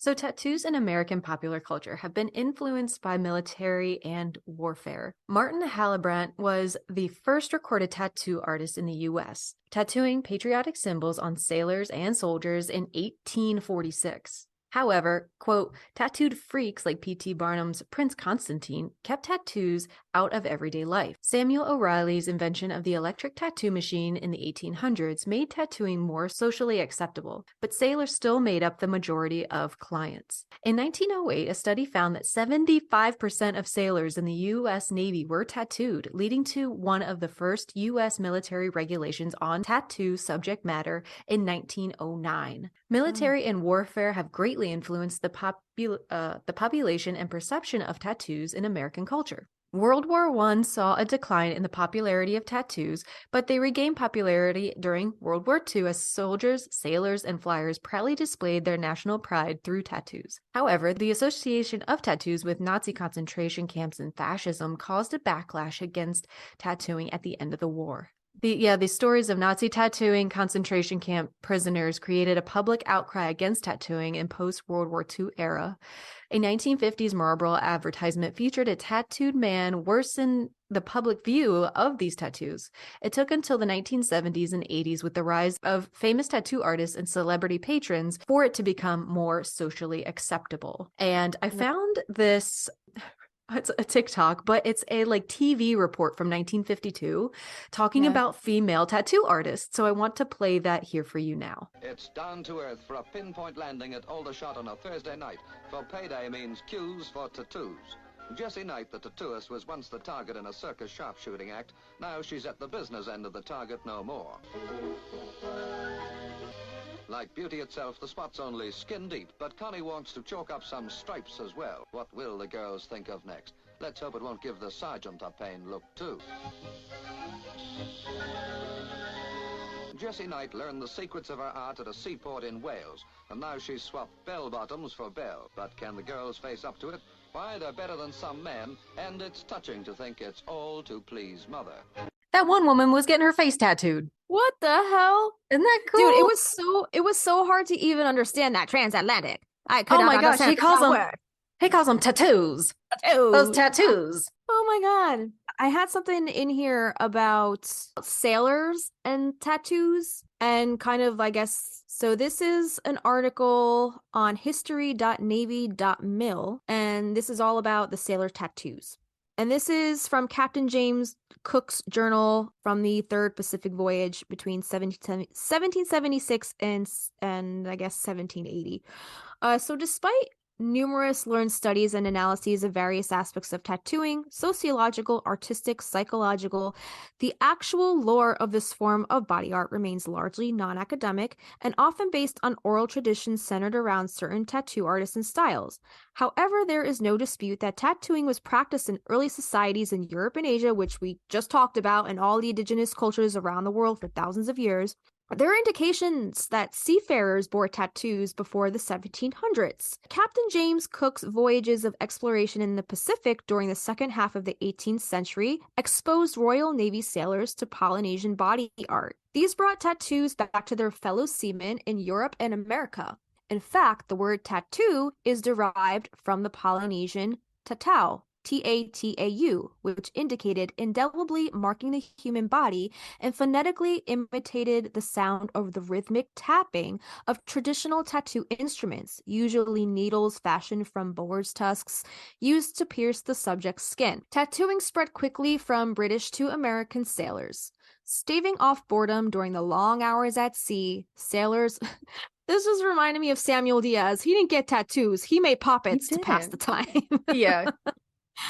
Sailors basically doubled as amateur tattooists. By the late 18th century, around a third of British and fifth of American sailors had at least one tattoo. Spurred by 19th century whaling expeditions and long trading voyages, tattooing continued to spread among both naval and merchant seamen, and from them to landlubbers. You know, I'm really surprised because I did a search on magic lessons, and, you know, the whole seafaring trope, that whole thing was a huge part of magic lessons. And Samuel Diaz is a seaman, and she was on a boat for a significant amount of time. I'm surprised there are zero mentions of tattoos in that book. Yeah, it says that there's indications before the 1700s, but it doesn't seem like, it seems maybe his route, I don't know, Portugal to the Caribbean and to the Americas. Do you think he would pass any cultures that it would have been big at the time? Because that we know the Maori, and they were just talking about go ahead. If they're coming from Curacao, which is the islands, I don't know, there might be tribes down there at that time, early 1600s, mid 1600s. I don't know, maybe he might have come across some kind of tribe or something of that area that he could have picked up along the way. I don't know. I really don't know. I'm just speculating. I'd also like to comment on landlubbers. I've always thought it was a landlubbers. It's landlubbers, Lubbers. Did you see that? What is a landlubber? I'm guessing it's the same thing as a landlubber. It says someone unfamiliar with the sea or seamanship, especially a novice seaman, a landlubber. Got it. Okay. I can't wait. I've already started researching our maritime superstitions and nautical folklore episode. Yeah. I know it's not going to be for a long time because we haven't even gotten through the practical magic shit, but I'm like trying to talk to like friends of mine who have been like tugboat seamen, and like I'm like, do you have any stories? Yeah. I just wanted to see like if tattooing, I'm sure it did, existed in the Curacao Islands in the 1600s. Mm-hmm. That's a whole rabbit hole. We don't have to go down that right now, but okay. I'm gonna deep dive on that. But going back to this article, so during the Civil War, tattoos commemorating the historic clash between the ironclads USS Monitor and CSS Virginia made their way into both navies, along with more general motifs such as military insignia and the names of sweethearts. How often do we see those like sailor sweetheart tattoos, like with the... I just drew one for somebody who wanted mom and dad, just like traditional style. I was like, are you sure? Like, you don't want to spice it up a little bit, but super traditional. Right. Don't you think it's like weird how sailor tattooing style became such a part of like rockabilly culture? I know. How are they connected? How did that happen? I don't know. I love that. I love that style. I love everything about it. I do too. It's so kitschy. I love it. Mm-hmm. So as newly tattooed sailors returned home at war's end, the work of Civil War era tattooists spread around the country. In 1898, at the onset of the Spanish-American War, sailors rushed to have the slogan, quote, "Remember the Maine," end quote, tattooed on their chest before heading out to avenge her sinking. By this time, these tattoos had already acquired features recognized today as essential elements of military and patriotic tattoos. The curved scroll with the slogan, name, or date, the stars and stripes, or giant eagle backdrop, many of them proliferated thanks to the newly invented electric tattoo machine. So I guess those were some of the earliest tattoos done with the machine. Cool. Here's a picture. We will link this in the show notes, but this is a tattoo kit formerly belonging to Frank Osbury Rogers. Note the wooden needles, the ink, and the flash art motif samples. Rogers was born in January of 1885, enlisted in the Navy on May 4th, 1901, and served until January 21st, 1906, aboard the USS Pensacola, the USS Alert, the USS Independence, and USS Marblehead. After his service, Rogers worked as a boiler maker and steeplejack in Pueblo, Colorado. What's a steeplejack? He died on January 16, 1940. While in the Navy, he ran a side business tattooing fellow sailors, purportedly specializing in dragons and hearts. From the collection of Puget Sound Navy Museum, photo courtesy of Megan Churchwell. So a steeplejack is a craftsman who scales buildings, chimneys, and church steeples to carry out repairs and maintenance. shit. So that's crazy. So high. So like in Mary Poppins. He's not a chimney sweep. Okay. Oh, okay. Steeplejack erect ladders on church spires, industrial chimneys, cooling towers, bell towers, clock towers, and any other high structures. Got it. Yeah. Okay. All right. So during World War I, in line with the progressive era's sense of higher purpose that also abolished alcohol rations in the fleet, Navy recruits were strongly encouraged to get any risque art covered up, since perceived, quote, moral failings might disqualify them from the service. This was accomplished by having the offending, usually female figure dressed or another design tattoo over it. Sailors also sought patriotic tattoos reflecting their enthusiasm for America's participation in the conflict. However, those with body art were to remain somewhat marginalized well into the 20th century. Tattoos were still largely perceived to be the questionable marks of seafarers, specific blue-collar trades, and of any number of less savory societal groups, and an object of fascination in sideshows and later burlesque clubs. Maybe that's where, because I feel like usually the sideshows and the burlesque club, that has like a lot of rockabilly influence. Like if you look at the what's it called, Coney Island art, that all looks very like seafarer tattoo kind of vibe. It's all connected. It's all connected. So designs of tattoos worn by Navy personnel can be gleaned from early personnel records in which body art was recorded in the category of distinguishing marks. These records also testify to the longevity of motifs still worn by some sailors today. A number of celebrated tattooists, their names often prefaced with sailor, and each propagating a distinctive style, opened shop in ports of call and around naval bases.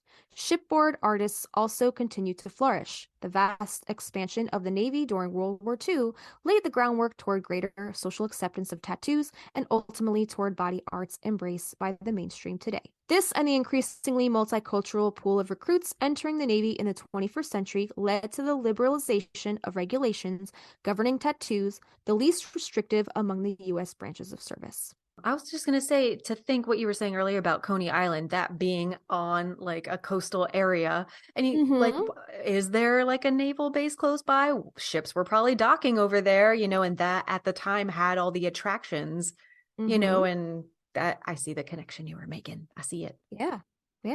Skin Deep, The Nautical Roots of Tattoo Culture. That's another article. All of this, we'll link all of this. But if you scroll down, you could see some of the photos of some older pictures of some of these sailors with some of these tattoos. Now this is really cool, some traditional sailors' tattoos. One of the most popular ones, I'm sure we've all seen it, is the anchor. So this originally indicated a mariner who had crossed the Atlantic. In the present day, an anchor in one form or another may be the first nautical tattoo a young sailor acquires, often during his or her first liberty from boot camp, and is essentially an initiation rite into the naval service. A braided rope or a line, usually placed around the left wrist, indicates a deck division seaman. A Chinese Asian dragon symbolizes luck and strength, originated in the pre-World War II Asiatic fleet and usually indicated service in China. Much later, dragons came to symbolize Westpac service in general, also worn embroidered or as patches inside jumper cuffs on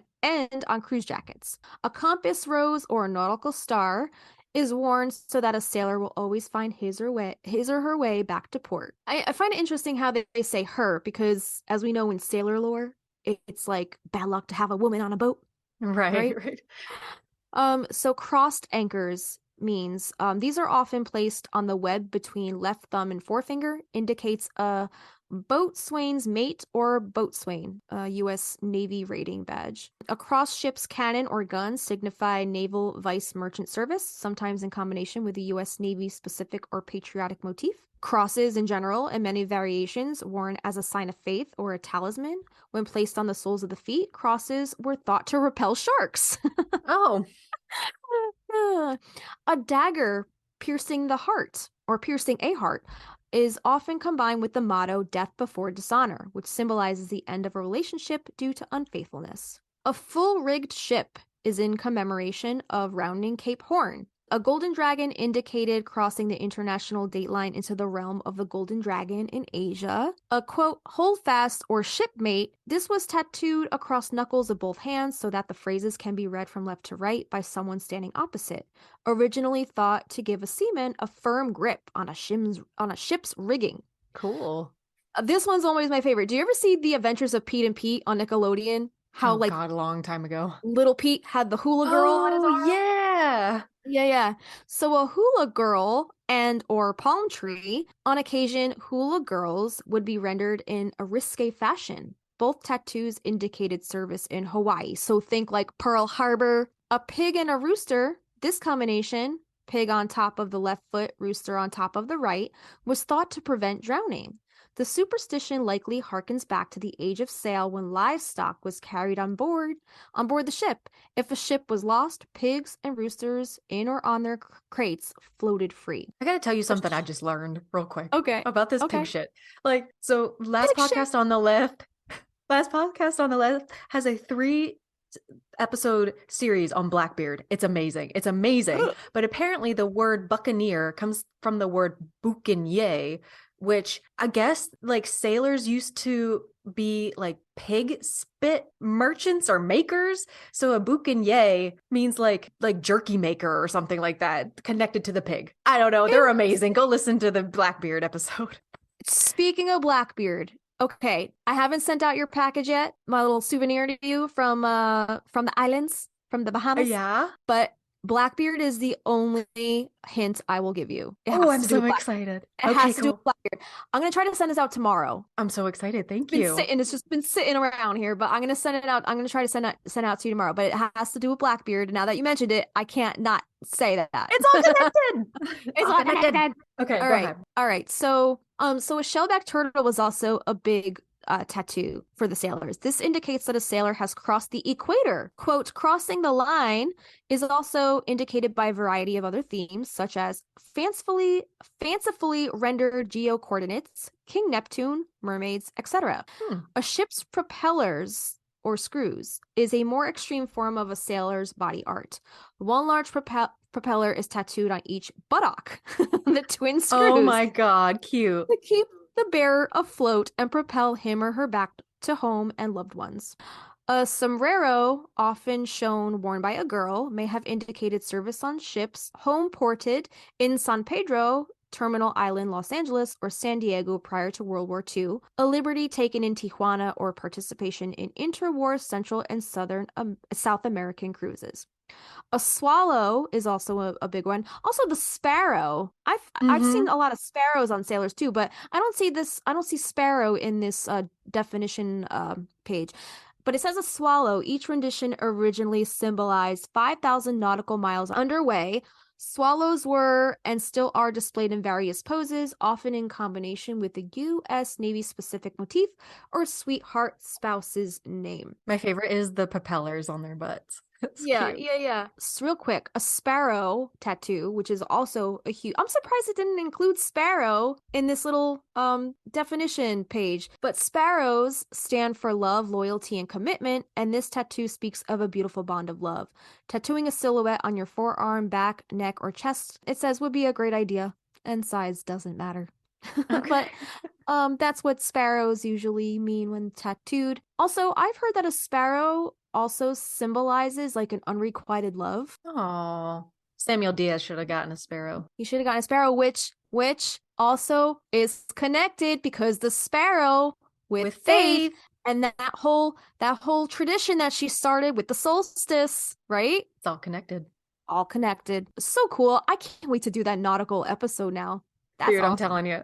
Yeah, it's going to be lit. All right. So a few other articles, if you're interested in diving into, I'm going to bring back around the Gestor, JSTOR website that we were talking about a while ago. It's just like a ton of archival and medical journals, journals of all kinds. But they have articles. One is called Tattooing and Scarification in Tanga by FLS Bell. Another one is Fertile Tattoos, Play Embodiment and the Transition of Womanhood in Female Facial Tattooing by Stefanie Gross. And there is another one called Spiritual Tattooing by Marie A. Paglarini. This essay utilizes information gathered through in-depth interviews with people living in the San Francisco Bay Area to shed light on the phenomenon of spiritual tattooing, the practice of giving spiritual meaning to tattoos and the process of tattooing. The essay analyzes the role of the body, voluntary pain, and marking the body in the context of religious experience and expression, and highlights the connection between spiritual tattooing and practices of self-violence. Spiritual tattoos work through an inside-out, outside-in mechanism. The process of tattooing draws abstract or overwhelming internal elements such as thought, emotions, memories. It draws them out and materializes them through the infliction of pain. At the same time, things of desire outside the self, like spiritual ideals, healing symbols, and concepts of new self, are conveyed into the body through the process of painful inscription. Through the pain of tattooing and the marks left in the skin, abstractions are made concrete and real, shaping identity, memory, and spirituality. I think this article would be if you're interested in what Selena had to say, this spiritual tattooing article will be linked. I think it is a great resource to check out. And the last one is called Inscribing the Body by Enid Schlindskraut. And it says, inscription on the body, especially tattoo, scarification, and body paint, have been a part of ethnographic literature since before the birth of anthropology as a discipline. Anthropology's origins as a study of the exotic, quote unquote, other can be seen in the early descriptions of body art of non-Western peoples. Anthropologists have generally focused on how the inscribed bodies serve as a marker of identity in terms of gender, age, and political status. More recently, scholars interested in the subject have looked also at issues of modernity, authenticity, and representation. The recent focus on the inscribed body responds to the postmodern theory, the importance of body art in contemporary Western culture, reflections on the meanings of representations of the exotic, and the interest in the visible surface of the body as the inference between the individual and society. This article reviews recent literature and anthropology and related disciplines pertaining to the cultural constitution of the inscribed body. So y'all know that I love this site. It's amazing. So please visit if you want to know more about these articles. And there were so many more tattoo articles on there if you're interested. That's a good resource. I love it so much. Sorry, So- I don't know if you saw what was going on over here. I went to pick up Coraline and my thumb accidentally hit her butthole, and then butt juice squirted out, and it got on my fucking floor, and I had to just clean it. Oh no, you helped her little anal glands. Yeah, this is exactly what Gross. happened. I just had to clean that up. Sorry. Anyway, go on. That's gross. Yeah, sure. Well, Selena, I keep wanting to say Justina. Selena talked earlier about how it's she can kind of tell like what astrological sign is coming in and out. So I wanted to talk a little more about that. I found a little article. It's an astrologer explains why some tattoos can bring you harm. And this is from dailyo.in. And they say, sadly, not many are aware of the consequences of getting a tattoo embedded into their body, sometimes without even knowing if the technique used is safe and healthy. Astrologically speaking, tattoos can have unimaginable and uncanny effects in life, especially if you don't know what a certain motif or symbol stands for.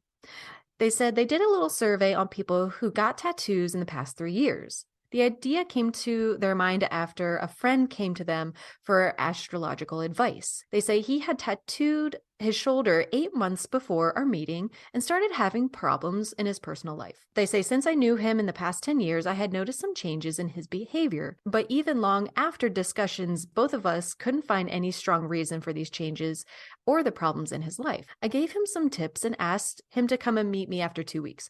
I started thinking about him and talked to his family members since I knew them very well, and they too were worried about him, and 2 common friends with whom he used to spend time. I called him up and told him to keep his tattoos, the one he had on his shoulder, covered under clothes all the time. I then started talking to more people who had tattoos on their bodies and made a strange discovery. They say I'll come to that later. As I started reading about tattoos, I became more confident that it was the tattoo which was creating the problems in my friend's life. I advised my friend to get his tattoo removed, and he agreed, albeit with some resistance. After 2 months, I went to his place to find out that things were back to normal after he removed his tattoo. Jesus, that's commitment. Wow. That is when I decided to write about tattoos. It is important that we understand how tattoos work. For example, if you have tattooed a religious symbol like Om or a swastika on your body, it will be beneficial for you only when it is done correctly, that is, by sticking to the original form of the motif. You will feel confident and happy, but if the tattoo artist tries to do something new by changing the actual design of the symbol, it will have negative mental and physical effects. When I say negative, I mean unspecified stress or depression. Some people may feel more depressed and sad for no reason, so it is important to know where you're getting in exchange for a tattoo. That's one reason why people get their tattoos removed with so much pain. That's interesting. That friend is a really good friend to like be kind of going through a shitty time, and we all go through shitty times, but then your astrologically inclined friend is like, I think it's your tattoo that's the problem. You should get it removed. And then he did it. Like, that's a good friend. Yeah. Did it say what the tattoo was that he got? It didn't that say. that was No. causing all that anguish? I think this continues in the same articles. It says tattoo and astrology, cosmic connection. Okay. The relationship among our body, mind, and the planet is very important, and all of these things come under the umbrella of astrology. Tattoo is a form of body modification where a design is made, and we know what a tattoo is. So it affects the body and the mind. Gemstones, metals like gold, and silver are all connected to astrology, even clothes and their colors. For instance, the color red we wear so often is connected to Mars, with green to Mercury. Body parts also have astrological connections, like the eyes are connected to the planet of the sun, or the skin with Mercury, blood with Mars and the moon. In a way, every part of the body is connected with planets and astrology, as written in Shastra's Yat Pinde Tat Brahmande, which means whatever is present in our body is present in the universe, or your body is a miniature universe. So when a tattoo is designed in the right way, it will have a positive astrological result, but if not, it can affect your mind, body, and behavior, as well as your family, friends, career, and society. I don't know if I've ever had that problem. Right. Yeah, When we interesting. talked to Selena, which you guys heard in our interview a little earlier, we did talk to her a little bit about, because I had no idea. I never connected astrology and tattoos and the placement of those tattoos or what those tattoos are. Before we talked to her, I had never considered any tattoos in an astrological sense, and this is all new to me. So this next bit is really fascinating. So we did a little bit of a deeper dive into this to find out, where should we get our zodiac sign tattoo according to our horoscope? So each zodiac sign possesses specific traits dictating their decisions, and which this can give you an inkling of where to put your tattoo. So if you are an Aries, fire sign Aries should select a spot where their tattoo can be displayed proudly, such as the arm or the chest. A Taurus, which is ruled by Venus and it's the planet of love, Taurians should opt for a sensual position like the neck. A Gemini, Kristina, those born under the Gemini sign, represented by the twins Castor and Pollux, could plump for 2 matching tattoos, maybe one on each wrist. Do you have wrist tattoos? I have crows on one side, Okay. and a moon on the other side. There you go. Boom. Crow and a moon. Works. Cancer. Family-oriented cancers wear their heart on their sleeve, so will probably want to display their ink on their arm. Leos love to be the limelight and will make sure their bold tattoo takes pride of place on their body, such as their hand. A Virgo, loyal and sophisticated, will choose to put their ink somewhere discreet, like the inside of their arm or behind the ear. A Libra, level-headed Libra will opt for a perfectly placed tattoo balanced on the chest or the ankle. A Scorpio, passionate and oh so sexy, should select the base of their spine for their tempting tat. Ooh, tramp stamp. Tramp stamp. I heard that they're changing the name to that. To what? I don't know. I don't know. Okay. But I heard that tramp stamp, but that term is leaving the building. I've heard. Okay. Tell me, Sagittarius, what are you supposed to get? Energetic archer and perennial traveler, the Sag, may want to stamp their sign on their forearm. Isn't that what Selena said too? Is that what she said? I think so. I don't remember. We'll have to go back and listen to the interview because we've recorded that like a week ago, right? Yeah. So Capricorn, dedicated and ambitious Capricorn will look for a minimal but striking place to brand themselves, such as the top of their leg. An Aquarius, unconventional and unique Aquarius will pick somewhere intriguing like the rib cage. I do have some on my rib cage. Does it hurt? The one right here on my elbow hurt way more. Yeah, the ribs fucking suck. They suck. I heard. So I've heard. And then lastly, the Pisces, dreamy and creative. They will probably plump for somewhere sensual like the collarbone, or behind the ear. I always wanted a behind the ear tattoo, and everybody's like, "Don't do that, stupid." I'm like, "Fuck off." Because see, this is why I probably haven't gotten a tattoo yet, because every time I'm like, "Yeah, I think I would like one here," everybody's like, "Don't do that, it's stupid." Don't listen. Since when did Sagittarians listen to anybody? No, I'm just using that as excuse not to commit to something. So, all right. Real quick about it said before, it was talking about the red ink. For instance, the color red we wear so often connected with Mars, blah blah blah. I heard that, I don't know how true this is. Is red ink dangerous? Is there like I heard something like that also. I think Selena was working on something very specific for like specific colors, and I can't remember if red was among them, but yeah, I heard something similar. All right. I know when I got this one, it's shaded in with red, but it wasn't infected, but it was the most inflamed, I guess, for the longest.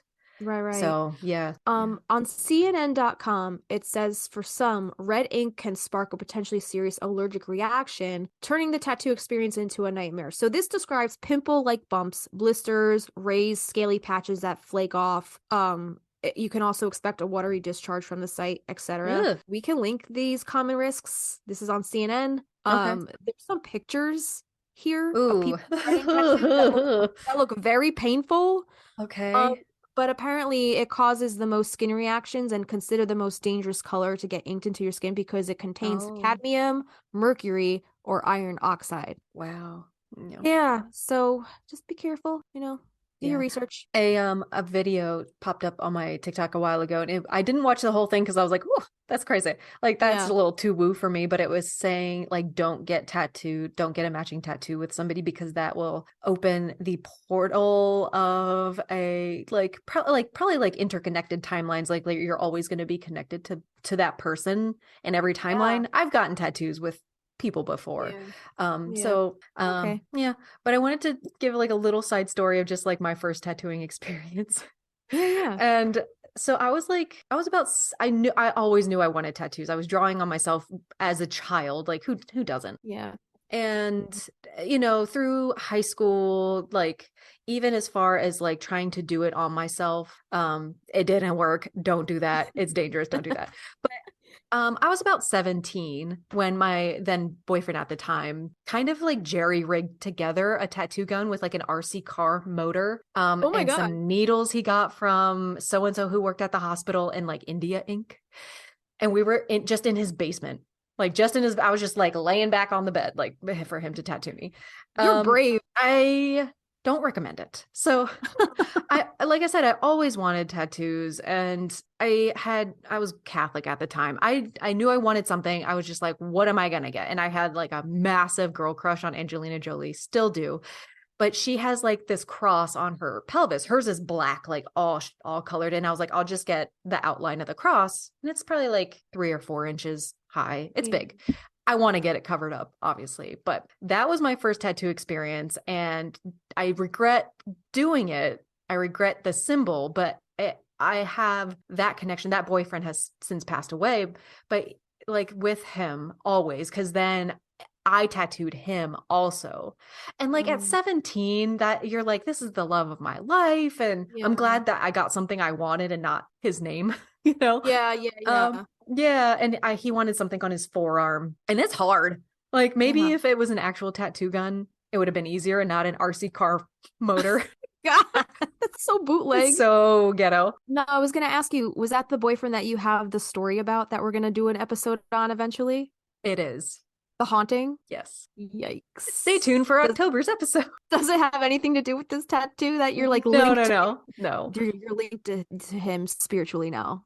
Right. But since then I've gotten lots of tattoos from lots of different artists over the years. But it wasn't really until like my last 2 sessions that I had in commemoration of certain things, or using sympathetic magic, as Justina and I talked about, to honor loved ones or like depict some kind of remembrance. My actual like first legal tattoo was my longest session, like about 5 hours. And my mom came to that one. She was like, if you wanted to, well, I was 18 and I went to her and I said, Mom, I would like to get a tattoo. This is what I want to get. This is what it represents. And she was like, obviously not really for it, Catholic. She was like, I don't know if I want to be at your first tattoo. And I was like, Mom, I have to be honest with you. I have another tattoo. And she was like, you're kidding. So then I showed her that it was a cross, and of course, then she's Catholic. She's like, okay. So she did come with me to my first like legal tattoo session. If it's in the name of Jesus, then I guess it's the name of Jesus. But 2 of my most meaningful, the last 2 that I've gotten, were one with her. She and I got a wreath of our favorite flowers together. She has hers on her back and mine is on my shoulder. And that was her first tattoo. She took it like a champ. Aww. And then the other one is my grandfather's handwriting. So she had asked me the story of getting the tattoo. She asked me what I wanted for my 30th birthday. And I told her I thought we should get tattooed together. And she said, you're kidding. I said, no, I think we should do it. And I had mentioned before that our song that we share is called Wildflowers by Dolly Parton. So I drew up a wreath of wildflowers for us, and she liked it. So at 60 years old, she was kind of on the fence about it for a long time. Her mom was still alive. I don't know if grandma was still alive, but she said, I kept hearing your grandma's voice saying it's just skin. Like, it's just skin. Mel, like, what? Don't worry about it. Yeah. So she got it, and it looks awesome. She looks like a badass. Awesome. And then the other one, my grandfather's handwriting says Volim te deda, which is I love you, Grandpa. And he and I worked together for over a year to compile his biography, which I can link. And it's his story about growing up in Yugoslavia during the Nazi occupation, then the communist occupation, and his escape over the Slovenian border, and then his life in New York City in the 1960s. So as a stoic Slavic man, it really took him a long time for us to get him to be comfortable with saying I love you. So when he wrote me a thank you card for doing the book with him, you know, he was saying how proud he was, and I really wanted to commemorate the Volim te deda in his kind of shaky handwriting. And I had actually drawn up something else to commemorate him a long time ago. I had something for both my grandparents, both grandfathers, both grandmothers, and the grandfather style was very much that flash art style that you see. My mom's dad was going to be a diver's helmet because he was in the Navy, and I don't know if there was an anchor on it also. I think there was, but this grandfather that passed, I drew up some carpentry tools because he was a carpenter. But I don't think I need to get that now, you know, since I have this handwriting, which is so connected. But you know, all my tattoos have a story. I do have a lavender sprig on my bicep that's for lavender for luck. I got that a long time ago, and I think I really want a snake tattoo on my wrist, but I'm poor now. So if anybody wants to go fund me for more tattoos, I'm poor now. Yeah, can you guys? Yeah, we'll have to start a Magnolia Street GoFundMe so you can get Kristina and Justina some matching tattoos. Yeah, even though we've never met in person. The other day, your husband was like, wow, you guys are like best friends. Well, you were marking me from the toilet. You're like, hey, I'm pooping from a porter potty at my art show. Avi's like, what the hell? She's pooping. She's arguing you while she's pooping. What are you, best friends? I'm like, yeah. How can you be best friends with somebody you've never met in person? Well, me and you probably talk more than I talk to any of my in real life friends. Yeah, you and I talk a lot. Yeah, yeah. And I missed you when you were on your cruise. I was like, it's so quiet. I had no service on that bitch. I felt so lost. Lost at sea. Lost at sea. Samuel Diaz. Samuel Diaz. Oh, I gotta send you your gift. I gotta send you your Blackbeard gift. I love it. You know me too well, Deeds. Yeah. I love it. So I have nothing to contribute to a tattoo story because I don't have any. I've always wanted one, but again, like, I don't know. I don't know what I would get. I don't know if I could commit. I just don't know. It'll happen when it happens, if it happens. You know what? My Sagittarius ass is probably going to do it on a whim. That's how I am. Good. So if I think about it too much, that's when I don't do it. Yeah. I remember when I got the thing that I got ended up getting covered up. I took we were just driving by the place I normally went to, and I was like, I'll stop in and see if they take walk-ins. I was with my cousin, and they took a walk-in, and I was like, this is what I want. And we sat down, and he was like, wow, you're really impulsive. I was like, I am. Look at all these things. Yeah. Yeah. I'm sure if we're in Salem together, and you're the typical Gemini devil on my shoulder, you're probably gonna be like, just do it. That's probably, dude, if I did, would you consider it? Like, if I went and got one? Okay. If it's small enough, because I've never had a tattoo, so I don't know how the pain's gonna be. That's probably the only thing really keeping me from it, because I fucking suck with needles. So I don't know. They can do what I think it's called, like a water line. Instead of ink, they'll use a needle with just water, so you can feel what it feels like. Okay. Yeah, we'll see. We'll see if the time is right. If the planets align, maybe I'll save my Ouroboros tattoo for Salem. That'd be badass. Yeah. What if we both got snake tattoos? There's one on her boob too. We should get a snake tattoo on our boobs. Just like around the whole boob circumference. Just two. Just like an infinity symbol around the boobs. Around the boobies. Oh man. Oh my god. Avi would die. I don't know. Oh, so funny. I don't know if he'd be for that or against it. That could work. Does he have any tattoos? No. Oh, wow. You could get two little kitty cat ears. Two little cat ears. Oh yeah, I probably would get one to like represent my kitty babies. Yeah. There's some good little cat tattoo inspirations out there. Maybe a little silhouette, an orange and a black silhouette. There have been some killer tattoos of the Owens house I've seen online lately. They're so cool. I know. That's a lot of dedication to architecture. Oh my god, on a human canvas, somebody that moves and has like curves, and to get those straight lines of the house. Right. Whew, good job. Right. Yeah. I don't know if I'd have the patience to sit there as a client for that. And also, I don't know if I'd have the patience as a tattoo artist to put that onto somebody. That is 100% dedication. It's hard enough drawing it with pen and paper. Like, Jesus Christ. They're beautiful. Yeah. So guys, like, show us your tattoos. It doesn't have to be practical magic related. Tag us, show us your tattoos. Didn't we get a patient perspective comment about one of the tattoo question you asked in there?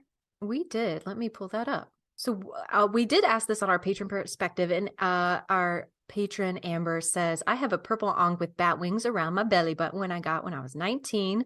The actual image came from a goth band's logo. I think it was Fear Cult, ? That I saw in a magazine, but I knew that the Ankh was the Egyptian symbol for eternal life, and the bat wings made it goth cool. And then she has a little bat emoji. I picked it. That's awesome. I picked to have it done in purple because that was my favorite color. I wasn't actually practicing at the time I got the tattoo, but now years later, I'm grateful I did, even though now I'm over 40 and it's hard to show off because I don't have a 19-year-old stomach anymore. Girl, show it off. It's pretty cool. It's very goth. Yeah, yellow. I know I said I wasn't going to do this now, but I just started doing it. So all the symbolism from the books that we were talking about earlier, I just started plugging in some of those meanings. All right, tell me what they are. Okay, so the first one was a lion, right? Yeah, and it said for courage for him. Yeah, these are all the tattoos that were on Ian. Okay, so the first one was a lion, which is they usually symbolize strength, bravery, courage, fearlessness. Whether rendered realistically or stylized, the lion represents everything that I just said. And in many cultures, they feature lions in their texts, both sacred and secular, and carvings and paintings of them can be seen all over the world. It's kind of like a religious thing too, like the lion lays down with the lamb kind of shit. Right? Yeah. It's also this symbol of infinity, because if we look at the strength card of the tarot, isn't there an infinity sign above the figure's head? There right? you go. Cool. There you go. So it's all connected. And that goes back to the whole I guess concept with the serpent biting its own tail, also infinity, right? So glass bottle. So in Ian's tattoo, inside the glass, a man and a woman were wrapped around one another. So I don't know if that would kind of like be like the lovers kind of deal, like the tarot card. It's symbolizing kind of like a temptation of some sort, or the Garden of Eden that could also have religious or spiritual connotations. But the bottle meaning, bottle tattoos usually symbolize the alcoholic drink, whether it's whiskey, rum, etc. Oh.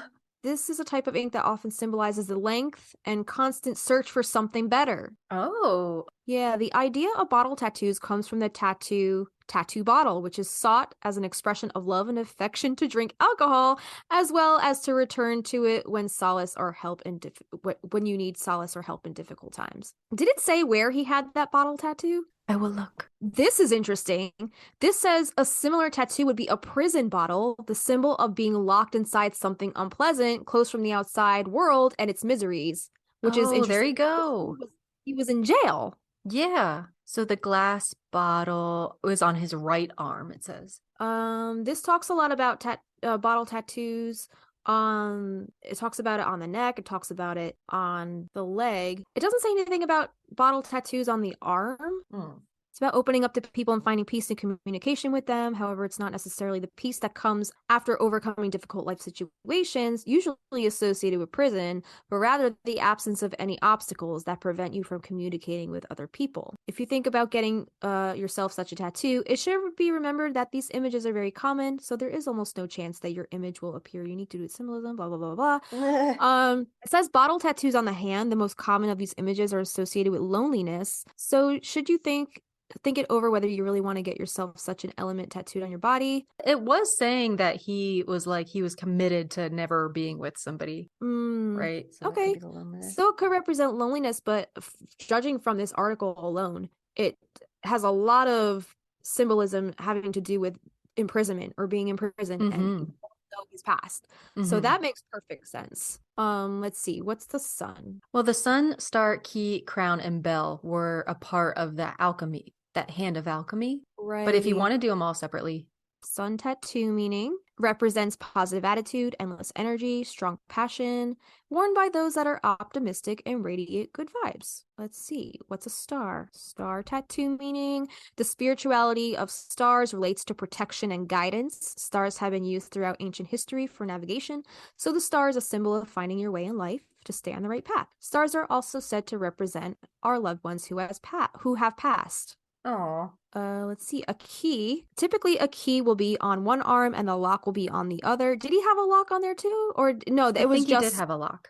Okay. One popular design is the heart lock, which often implies you own the key to my heart. These tattoos often represent a love for someone special. On the other hand, they sometimes indicate betrayal and heartache. There's different kinds of keys, like the skeleton key. That kind of key can work on all sorts of locks. Therefore, this tattoo symbolizes opportunity. Other interpretations include life or death. So extreme. Life or death or exorcisms. Right. A crown. Let's see. A crown. People get crown tattoos as a metaphor to be like kings of ancient times.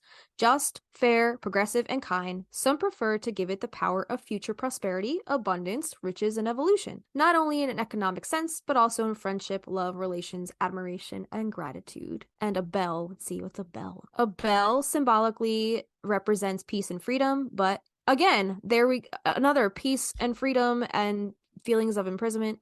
Within prison, specifically in Russia, a bell tattoo is a sign of a sentence served in full. Oh. So more prison symbology Yeah. here. Alice knew what she was doing. Alice did her research. A fish, let's see. It symbolizes confidence, prosperity, and relationships with humans in some religions. I guess it all depends on the size, the placement, what kind of fish it is. This one is really in depth. That I guess it depends. But the fish specifically that Ian has on his skin, this, like you said, this is part of the Solomon circle, right? And then what the crow was this like a standoff tattoo, like he had that on his back. Crows are associated with bad news and death, and people are often aware of these grim meanings when they get inked with the ominous bird. One of the primary reasons for this is that people want to own those bad experiences that they've been through. Getting a crow tattoo can be a way to celebrate overcoming trauma. I have crows on my wrist, and I don't think that's why I got them. I just connect with them. They are smart beings. Like the Norse thing coming back around, Odin's, crows. Hugin and Munin. What site is that that you're using? This is glam.com. But this link, this says crows have an association with witchcraft. So the link between crows and witchcraft also has roots in early Christian Europe, when those who didn't conform to the values of the church were labeled witches and heretics and persecuted for their beliefs. Even today, crows are a symbol of magic. But this traditionally has been viewed as a connection to darker magic per spirit animal. Crows have also appeared in folklore as tricksters, manipulators, and deceivers, as we know Maria's familiar, right? Hayden. Yeah. Hayden, which perhaps fuel the view that they are related to witchcraft, at least from a Christian perspective, because they also thought that Maria was a crow, or they thought she was her crow, which is why they shoot her in the arm to see if she would be wounded if they saw her in person. Getting a crow tattoo doesn't mean you're a devil worshiper or evil or anything like that, but they also can symbolize transformation. And then a demon trap. I wonder what a demon trap looks like. It says demon trap with a scorpion. What's a demon trap? Let's look it up. There's this article on LiveJournal. So somebody wrote this shit. So I don't know where they got all this source information from, but it says the idea of a devil's trap may have originated in what is now Iraq and Iran. With these Babylonian devil bowls, sometimes called magic bowls or incantation bowls, some are spiraled in hopes to lure the demon to the bottom of the bowl with something that will bind it there. On symbols.com, this is saying that it's similar to a circle of salt, but more powerful. If you draw the symbol, it's persistent, as it's usually etched or painted in a place that can't simply be brushed or blown away. If a demon walks inside the outer circle of a devil's trap, it cannot physically leave it, and it is trapped. So devil's traps also inhibit the use of some demonic powers. Devil's traps have been used not only to detain a demon, but are also drawn at entrances as a deterrent to prevent access to a building, room, or container. The devil's traps seen in Supernatural all originate from the Lesser Key of Solomon, which is a grimoire or magical text written in the 17th century, which is basically what we were talking about before. It contains rituals and spells for invoking and controlling both demons and angels. So the demon trap is from the Lesser Key of Solomon. I think is that all we got for today? Dude, that's it. That's all we got. That's a big episode, including that interview. Yeah. Show us your tattoos. We are over at Magnolia Street Podcast on Instagram and TikTok and everywhere else, basically. You can email us at magnoliastreetpodcast@gmail.com. Find us over at Patreon, Magnolia Street Podcast, where there are many tiers to choose from, available for your budget. $1 to $15. So $1 a month, get in on our patron only polls where you can get in on the discussion. You get to help decide what we talk about. So get in on that for $1 a month. And also you get a patron shout out on our episode. For $3 a month, you can get our show notes and any after hours posts we have, any extra tidbits we want to share with you after the fact, after our episode is published. Me and Kristina sometimes like to pop over there and give you something little extra. $5 a month, you can get in on our Discord and our private Facebook community where we host our monthly lives and our book club meeting. And we just started doing viewing parties. We still have not, at the time of recording this, have not hosted that viewing party yet. So we'll let you know how it goes. I still have to get that video onto my other computer. And then our $8 tier will post all extra bonus audiovisual content. That includes all of our songs from our song-episodes, any extra lyrics and stuff we have to go with that. We have meditations on there, bonus episodes, uncut material, all that cool stuff. So get in our $8 tier if you want all the extra audio visual goodies. And then our $15 tier is our Wisteria Vine, our Marco Polo app tier.